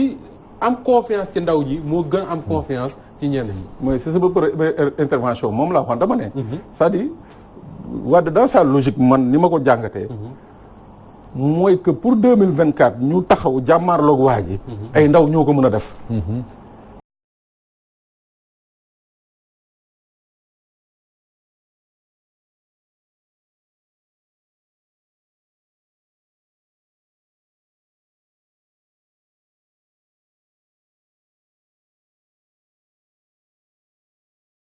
pour se dellu sa question bi.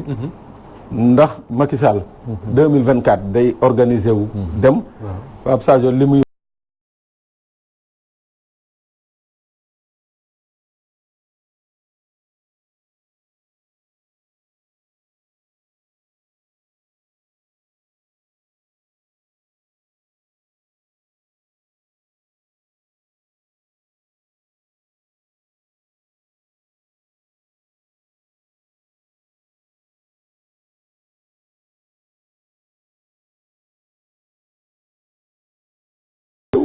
tugal États-Unis di teg thèse u troisième mandat boobu waaw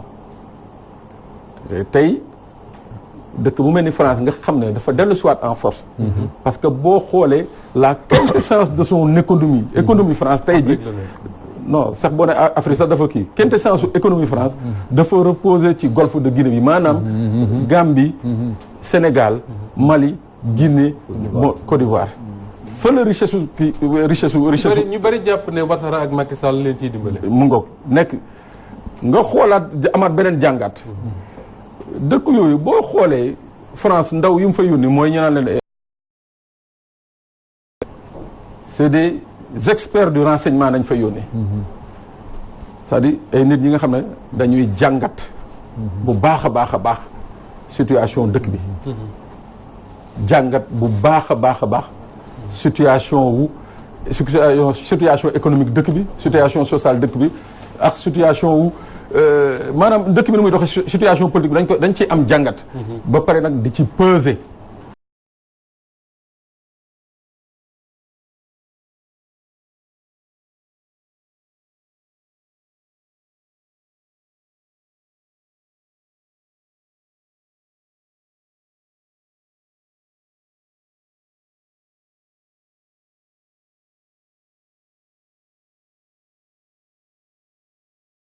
moom woo Thierno Bocoum waxtaan ak moom woo yeneen da waxtaan est-ce que mënu gis quelque part que ni ñi nga xam ne ñoo nekk ci partem te yam âge xëy na ak Macky Sall bu compter ci ñoom du ñoom ñooy mener le combat 2024 mu ne naa investir ci ñi gën a ndaw puisque ndaw ñi ñoo gën a wër finalement. ndaw ñi ñoo gën a wër mais ñoo gën a nangu. waaw ñoo gën a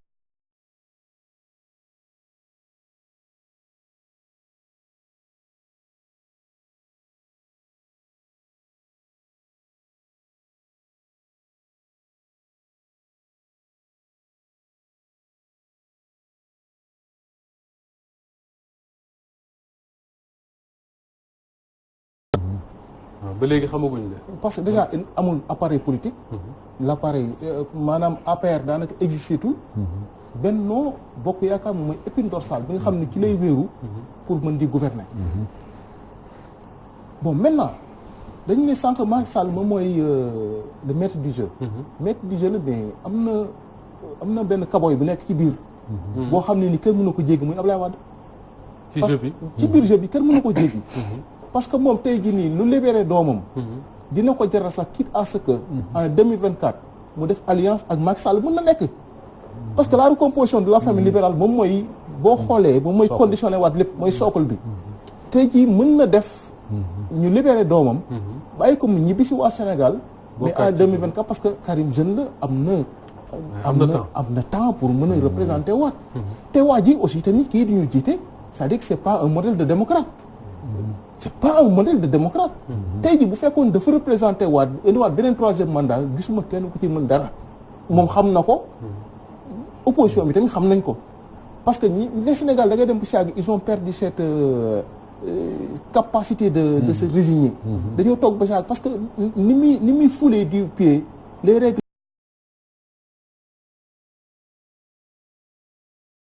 finalement nañ ko bàyyi bu fi présenté woon beneen mandat tamit kenn mënu si dara. bu ko tubaab bi sampoon tey jii tamit kenn mënu si dara. mais variable bi nga xam ne moom mooy Ablaye Wade. tey jii tamit kenn mënu ko wër te nga dem mais boo gisee tey jii PDS mu choisir ay jeunes yoo xam ne ni mais en 1962. bi ñu waree juger Mamadou Dia. mais souvent ban magistrat la dem indi. su dem jëlee ji un jeune magistrat boo xam ne nii dafa am ay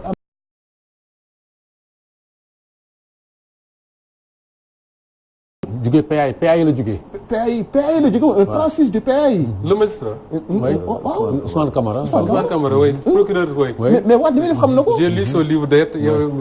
mais boo jëlee ay jeunes tey jii Wade yoo xam ne nii ils ont des dents longues. très limitées. parce que toujours boo xoolee jeunes yi tamit boo bi maanaam kii bi ñuy entretenir relation bi ñuy entretenir ak Wade c'est une relation transfusionnelle. dafa dem ba dépasser peut-être le cadre politique de manière générale ay doomi Ablaye Wade lañu. ñooñu li ma lay wax la ñuy def. mais moo gën nga am par exemple des dinosaures comme Omar Sarr au sein du parti ay têtes brûlées yoo xam ne nii peut-être comme ay El Hadj Amadou Sall nga xam ne. am na fulla am nañu fulla am nañu fayda. mais da ngay ñëw ñu ne la Karim Wade du fi nekk. mais encore que Karim Wade également son avenir politique. dafa nekk en pointillé. dafa non seulement son avenir politique dafa nekk en pointillé mais amul benn lisibilité boo xam ne mën na la ko jox. c'est compliqué parce que koo xam ne nii doo wax. te politique aussi bu ñu waxantee dëgg. politique wax la ak dox. politique boo fekkee ne doo wax doo dox mënoo nekk politique.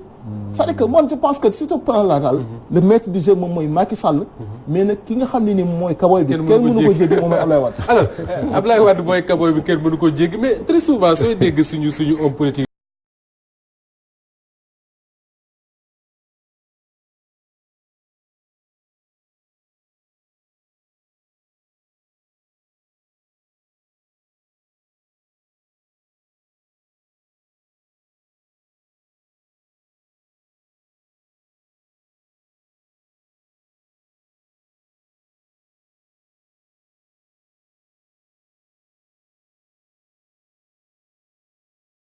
bi jël Ousmane Sonko jox ko 700 000 voix par exemple c'était pas prévu est-ce que tey en 2024 calcul yi ñu def yëpp mënul am une majorité ñu am atteindre la majorité électorale boo xam ne mën nañ am beneen réaction bu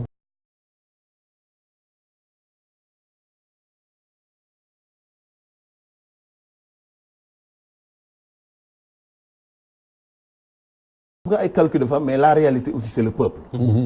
xëy na nit ki di nga dem ba toll foo xam ne di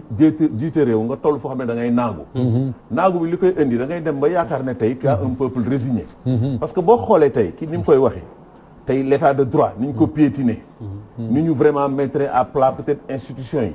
ak justice bi ni nga xam noonu lañ ko téye kumba am ndey ak kumba amul ndey te malgré tout ça dëkk bi mi ngi ne tekk dara yënguwul xam nga mën na tax ba homme politique aussi naagu yaakaar ne vraiment les Sénégalais sont résignés de toute façon bon damay avancer rek vraiment bon dara mais Babacar fu man tàgguma la foofu noonu quoi mais c'est-à-dire que dafa yomb boo xoolee passerelle yi nga xam ne nii la manifestation des kii juin 23 juin c'est-à-dire que ñi ko mënee woon du ma la jàngal dara ñi mën a woon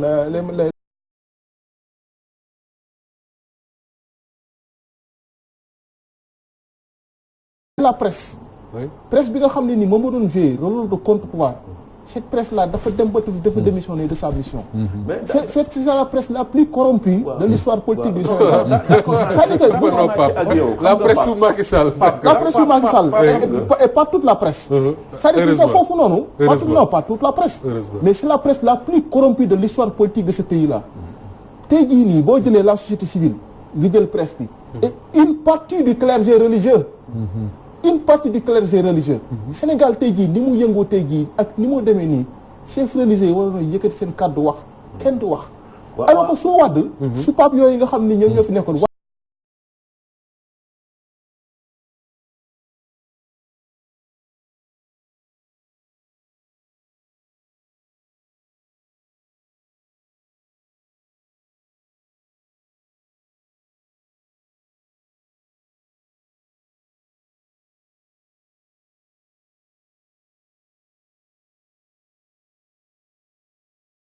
de l'action yëngal et cetera ak bien fortier et cetera la presse du jeu voilà presse du jeu chaque jour boo gisee vraiment gars yi ñu ngi dal ci kaw waat scandale yi et cetera tey Macky xëy na mu ne loolu par exemple mën na tax ba mu naagu gis ne loolu amoon tey amul tey on a comme j'ai dit pratiquement une opposition presque qui est à plat on a des institutions pratiquement aujourd'hui qui sont pratiquement voilà xam nga bon donc loolu mën na tax ba mu jàpp ne tey que xëy na dafay naagu bon def na ay calculam vraiment nii bu ma jaaree comme kenn du yëngu damay dem ci 3e mandat et cetera mais dans tout ça peuple maintenant far nga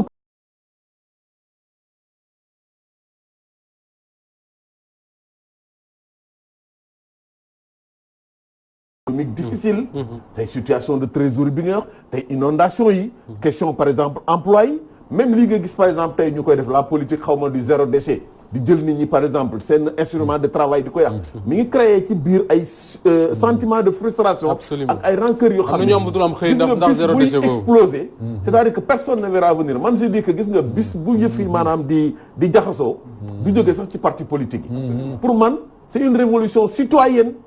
à laquelle on va assister et loolu amul kenn koo xam ne tey c'est-à-dire mën nga def sa ay calcul ak yooyu ba takk loolu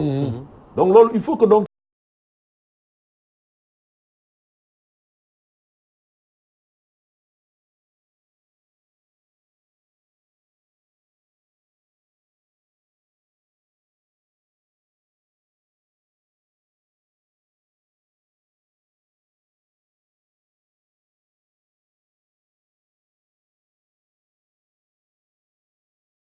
loolu moo tax may la nag tey gars yi ku nekk da ngay def say calcul ñu ngi naan bon dañuy def tey recomposition fexe ba la grande famille libérale dajewaat ñu ngi xëy na ba def ay conjectures autour d'un troisième mandat mais ce qui va se passer demain je pense que donc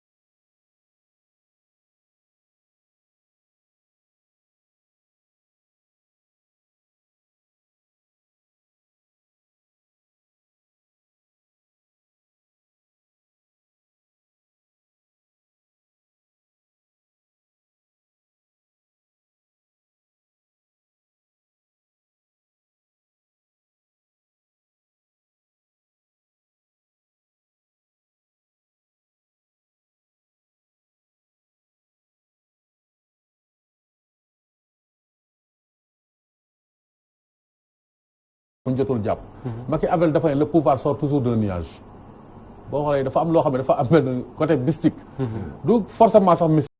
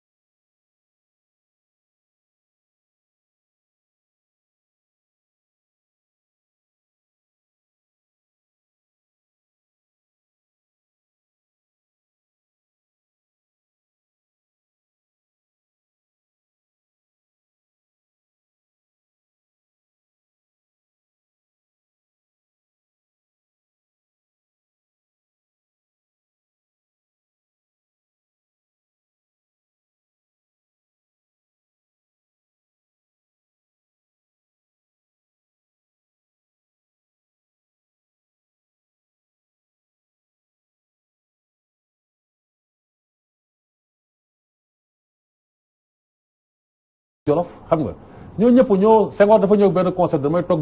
dog buumu jàmm parce que boobu la xewoon gerte gi ñu jàpp bon exploitation boo xam ne bii daanaka suñu maam yi xam ne ñun xawoon noot di leen kii quoi exploité ci gerte gi mais loolu moo tax Senghor ne damay tekk buumu jàmm ñu ànd ak ñoom andi benn révolution après révolution 2000 bi la moo ko andi dañ koy fàtte toujours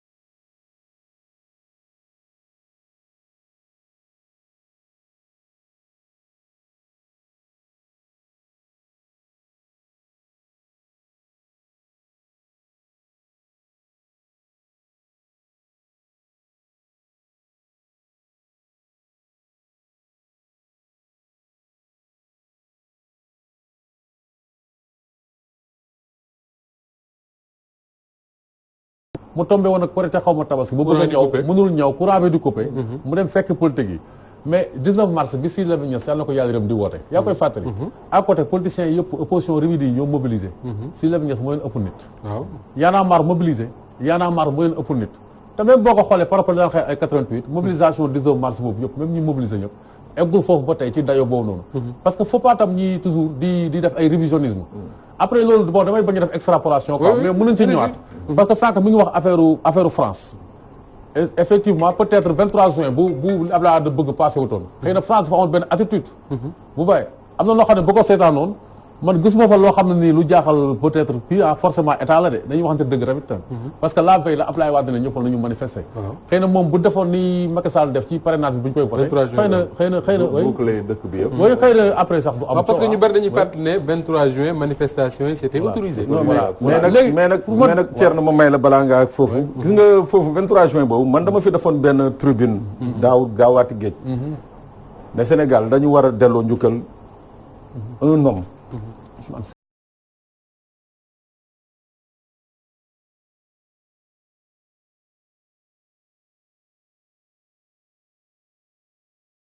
ne ko devant ministre de l'intérieur ministre des forces armées les généraux mu ñëw ne ko président ñii li ñu lay wax dara du ci dëgg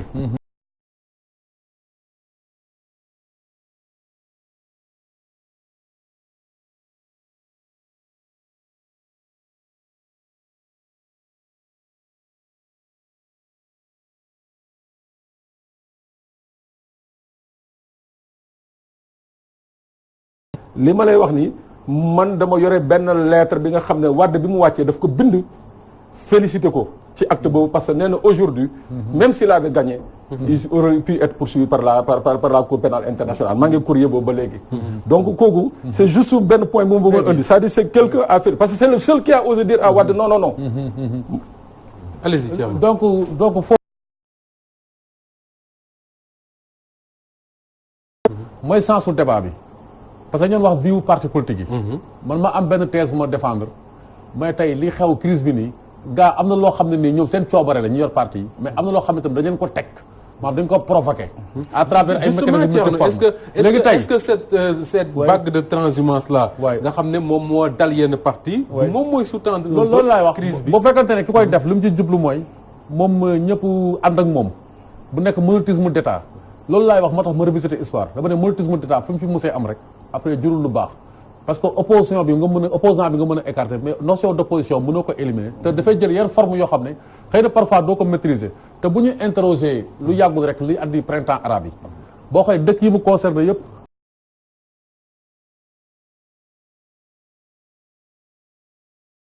ngaan dañoo amoon doole xam nga di buur di ay bumi ak Blaise Compaoré boo xoolee genre boobu loolu boo xoolee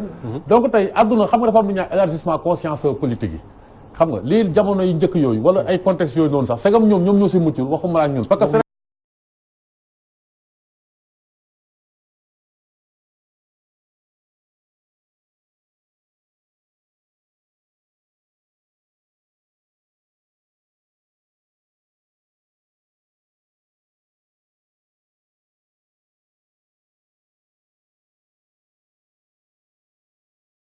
te bu ñu eggee ci 2024 tamit mën na doonaat loolu léegi am na lan loo fàtte ci analyse bi rapidement mais waa APR tam man yaakaaruma ne ñoom dañoo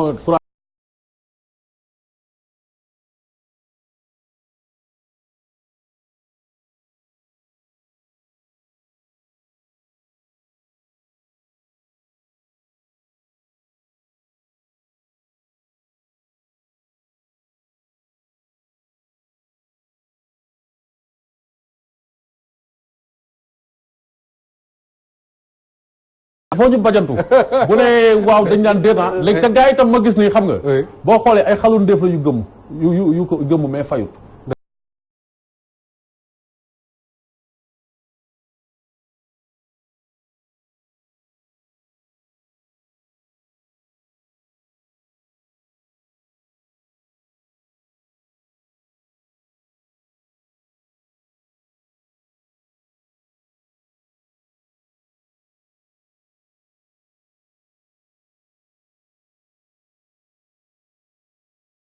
vivre tey xoolal par exemple tabaski bi ñuy jóge situation bi sénégalais yi vivre coono yi jafe-jafe yi tey boo demee dans les banlieues inondations yi la situation économique difficile ñu ngi wax ay problème situation de trésorerie nga dem tey dans les universités dans l'enseignement les problèmes affaire yi tar na mais nit ñaa ngi ne teg mais damay wax ne gis nga ay dynamique la yoo xam ne fi mu ne nii mi ngi maanaam mi ngi avancé bi ngi évoluer bis bu demee ba nga xam ne nekk na à maturation bu boobaa c'est-à-dire que loolu mooy indi ay mouvements yoo xam ne kenn du ko mën a contrôler xam nga yaa ngi wax li xewoon Tunisie ci printemps arabe mais qu'est-ce qui s'est passé c'est un marchand ambulant la ñu fekk muy jaay ñu daal di ko je crois que nangu njaayam et cetera le gosse vraiment donc c'est immolé par le feu c'est comme ça loolu moo tax ma ne tout à l'heure maanaam facteur déclenchant yi kenn xamul fan lay jóge ak kañ la mais pour man gëm naa ne am na ay dynamique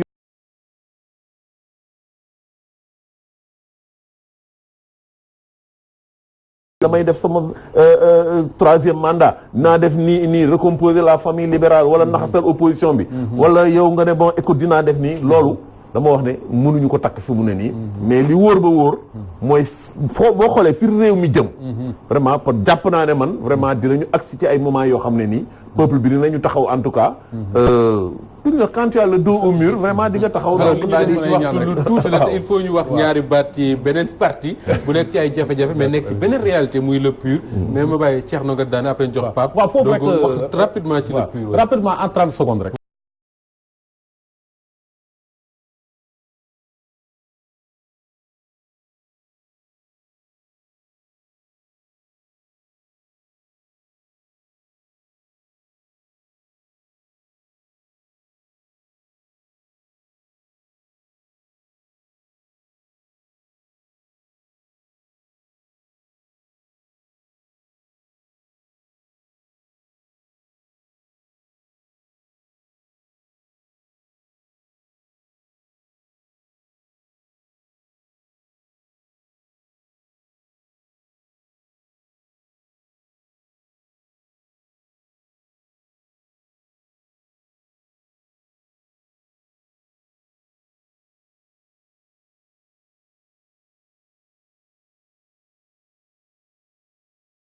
juste rek pour dellu si li doyen Babacar Fall doon wax c'est-à-dire que j'ai fait un peu de pays dans la sous-région jàngat bi ma am fii mooy li mu doon wax di que affaire yaa ngi bax nànk-nànk gis nga jàngat bi c'était la même situation à Abidjan nii ambiance bi c'était la même situation au Mali c'était la même situation au Burkina mooy maanaam c'est-à-dire nit ñi dañ demoon les citoyens dañ demoon ba benn moment seen droit yëpp dañ leen dafa mel ni woon seen droit dañ ko suspendroon c'est-à-dire amatuñu woon droit wu am def dara y a un pouvoir qui était là fort ñii nekk ci pouvoir bi di décider di def lu leen neex c'est-à-dire que tey jii yow da ngay jàpp sàcc Mali tollu na woon ak Côte d'Ivoire jamono yi nga xam ne da ngay jàpp sàcc sa kër yóbbu ko police ñu téye la fa yow ne la non parce que li nga am moo bëri moo tax waa ji ñëw sàcc la est-ce que comprendre nga genre yooyu nag ñun fa nañ toll parce que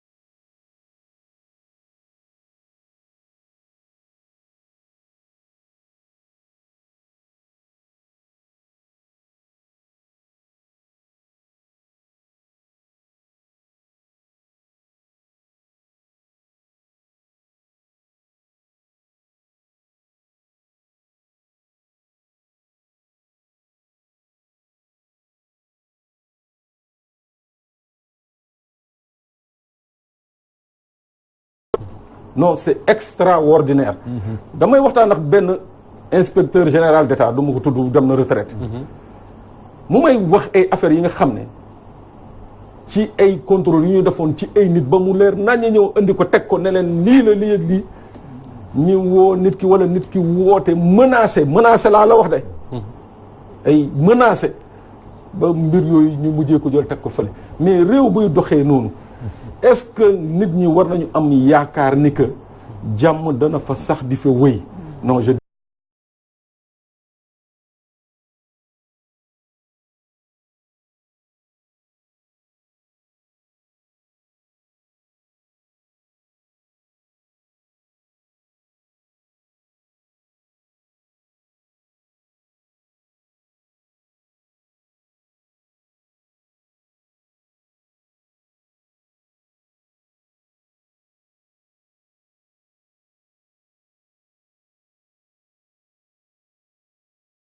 diine wala lenn ci famille religieuse defe naa bokk na wala bokk moom moo ci parti bi nga xam ne moo ci dem véritablement ci élection def performance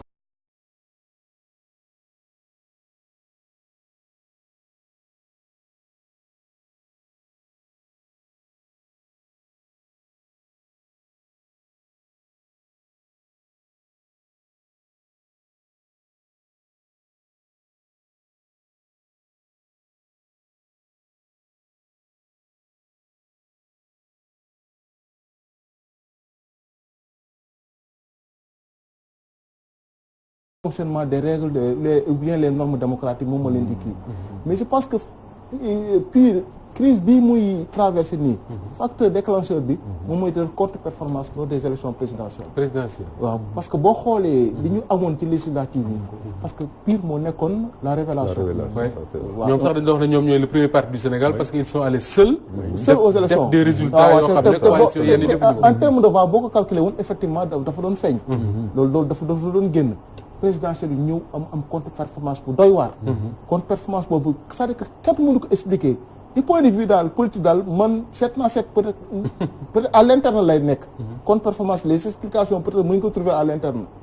léegi ensuite mu am ay événements yu fi am présidentielle boo xam ne dafa xaw mouvementé ñu nekk dans des procès nekk ak pouvoir bi également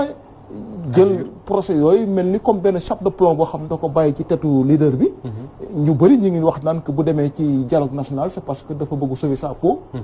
bon ak yeneen yoo xam ni peut-être kenn mënu ko fi wax bien sûr donc yooyu ay éléments la yoo xam ne nii peut-être bu ma ñëw dal si kaw pur mais tout au plus rek man je pense que li ma jàpp moom mooy fi ñu jóge woon point de départ bi fa la ñu dellu si waat moom mooy problème de démocratie interne moom mooy posé wu parce que un parti comme PUR dirigé par un marabout boo xam ne nii boo xoolee les statuts du parti ou bien la structuration du parti doo gis fenn et c'est lui qui tire les marrons du feu c'est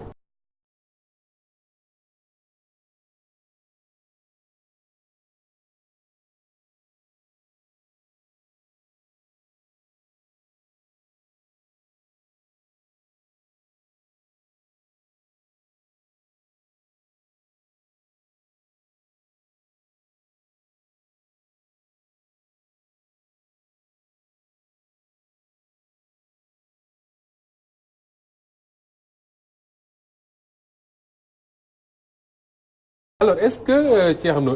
li ñu doon wax sànq ci ñoom Oumar Sarr du même erreur boobu xaw ma erreur la xaw ba moom lañ mën a wax ci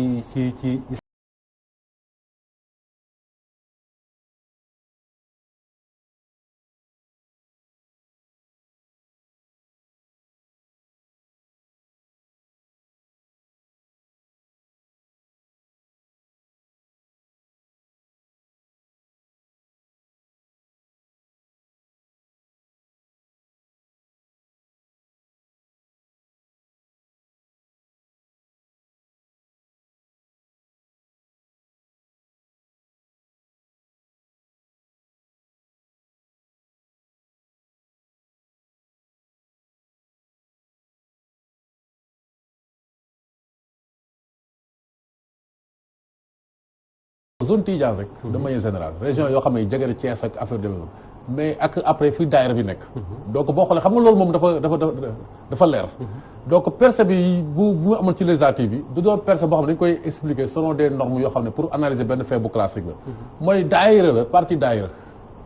baal ma ci mot bi quoi mais noonu laa ko mën a expliquer daayira la boo xam ne bii dafa jël forme wu tuuti après parti quoi léegi loolu moom moo répercuté wu rek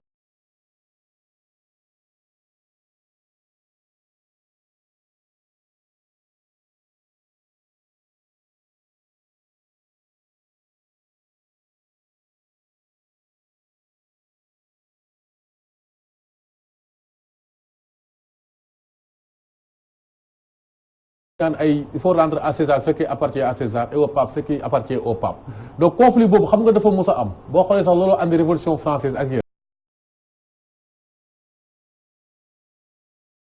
mais de plus en plus nag li ñuy gis mooy day am nit ñi dañuy bëgg diine créer parti ci suuf te loolu nag après comme ñun ni ñu koy waxee stabilité bu ñu am nii diggante 1960 ba léegi am na loo xam ne mën nañu ko critiquer Senghor wala Abdou Diouf mais am na ay soupape de sûreté ñu teg man de su ma sañoon soupape de sûreté yooyu ñu continuer di ci kii donte nag effectivement religion morale la te ku ne politique wax morale religion dafay mot boo xam ne bi nit pour mu yar boppam la effectivement valeur religion yi ak yooyu noonu ak muy tarixa ak loolu li fi mag ñi baax yi bàyyi war na ci yar suñu bopp ci même ni ñuy politique xëy na kon ay jëf yu mel ni ay transhumance ak ay ñaawteef yi def ni ak sàcc geeg yooyu noonu d'accord alors Pape Sané est-ce que quelque part Serigne Moustapha Sy mi nga xam ne moom mooy le président d'honneur du PUR lii xew nii est-ce que deful li Ablaye Wade li Pape Sadio wax sànq si Ablaye Wade que ni fi mu jëmoon xamoon nañ ko bettu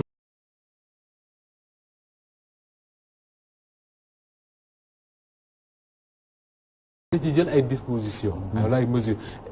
ñu bari wax ne c'est lié également à l'affaire Khalifa Sall position yi ci Maroc bi jëloon.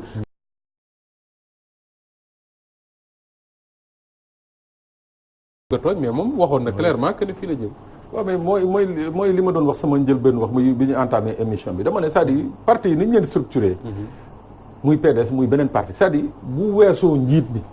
bi nga xam ne moom peut-être congrès moo koy fal. c'est-à-dire moom sax mun nañu nangu ni que dafa am légitimité. ñeneen ñi ci des yëpp légalité nañu am. parce que njiit mi mooy jël bind ne fal nommé naa la. donc nag boo nangoo ñu nommé la.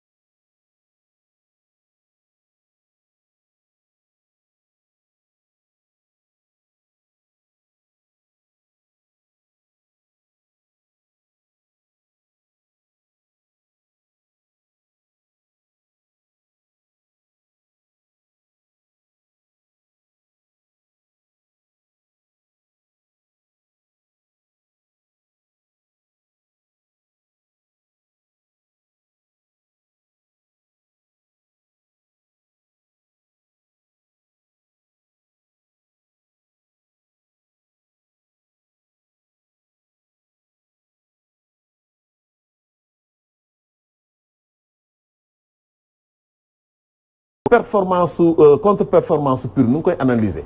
xam nga dem nañu ba bi ñu jubee ci élection yi. l'ancien ministre bi yore woon le réseau ferroviaire là ku ko sant Sall. te mu dëkk Tivaouane. dem na fa wax ne sax. sëñ bi Abdou Ndéné Sall. waroon na def déclaration parce que yaakaar naa ne am na ay waxtaan yu amoon ak nguur gi. donc pour dire que rek. toujours intérêt divergent yooyu nga xam ne dafay am ci biir parti toujours. muy jub situation yu mel nii parce que. c'est vrai que sëñ Moustapha c'est le président. d'honneur du parti mais boo seetee également jàpp naa ne tamit nit ñi bon parti yi dañ koy def ay éléments de marchandage pour régler ay problèmes quoi loolu xëy na donc moo mën a tey expliquer tey crise bi am que moom ak Issa Sall ñu waroo maintenant question bi ban danger lay représenter pour le Sénégal bu fekkee ne parti yi waaw non loolu danger moom mooy tey bu fekkee ne parti yi dañ leen vraiment nasaxal démocratie amul mais loolu c'est la voie ouverte à toutes les aventures donc moo tax ma jàpp ne tey même débat bi nga xam ne gars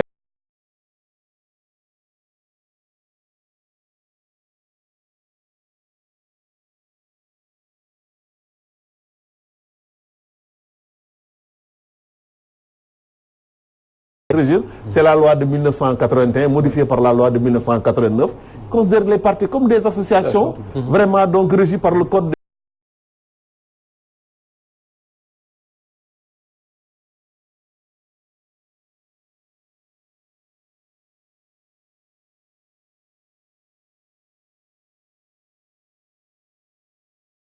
war nañu xool tey critères yi ñuy def pour yi ñuy war a teg pour tëgg parti. loolu yaakaar na bu ñu ko defee Babacar Fall bu Gradec ak yow sax la ñuy tëjee.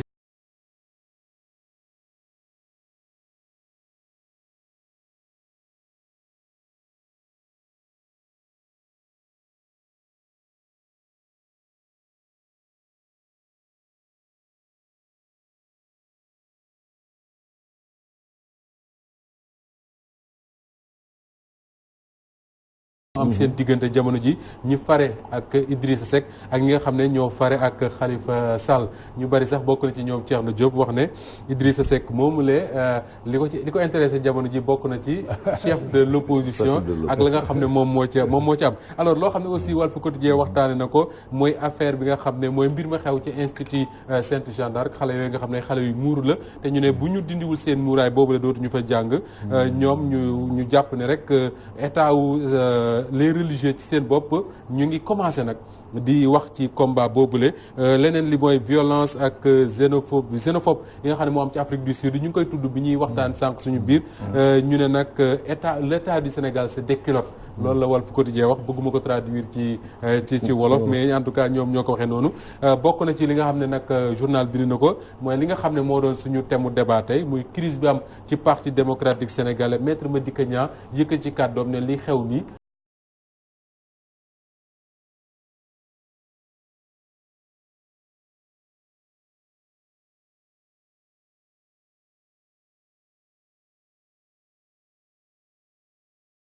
émission diine ak jamono di gërëm bu baax moom Oustaz Assane Diouf mi nekkoon ci coordination bi moom moo koy dox ayu bés bu ne ba mu sotti Cheikh Tidiane Diop ak équipe bi nga xam ne ñoom lay àndal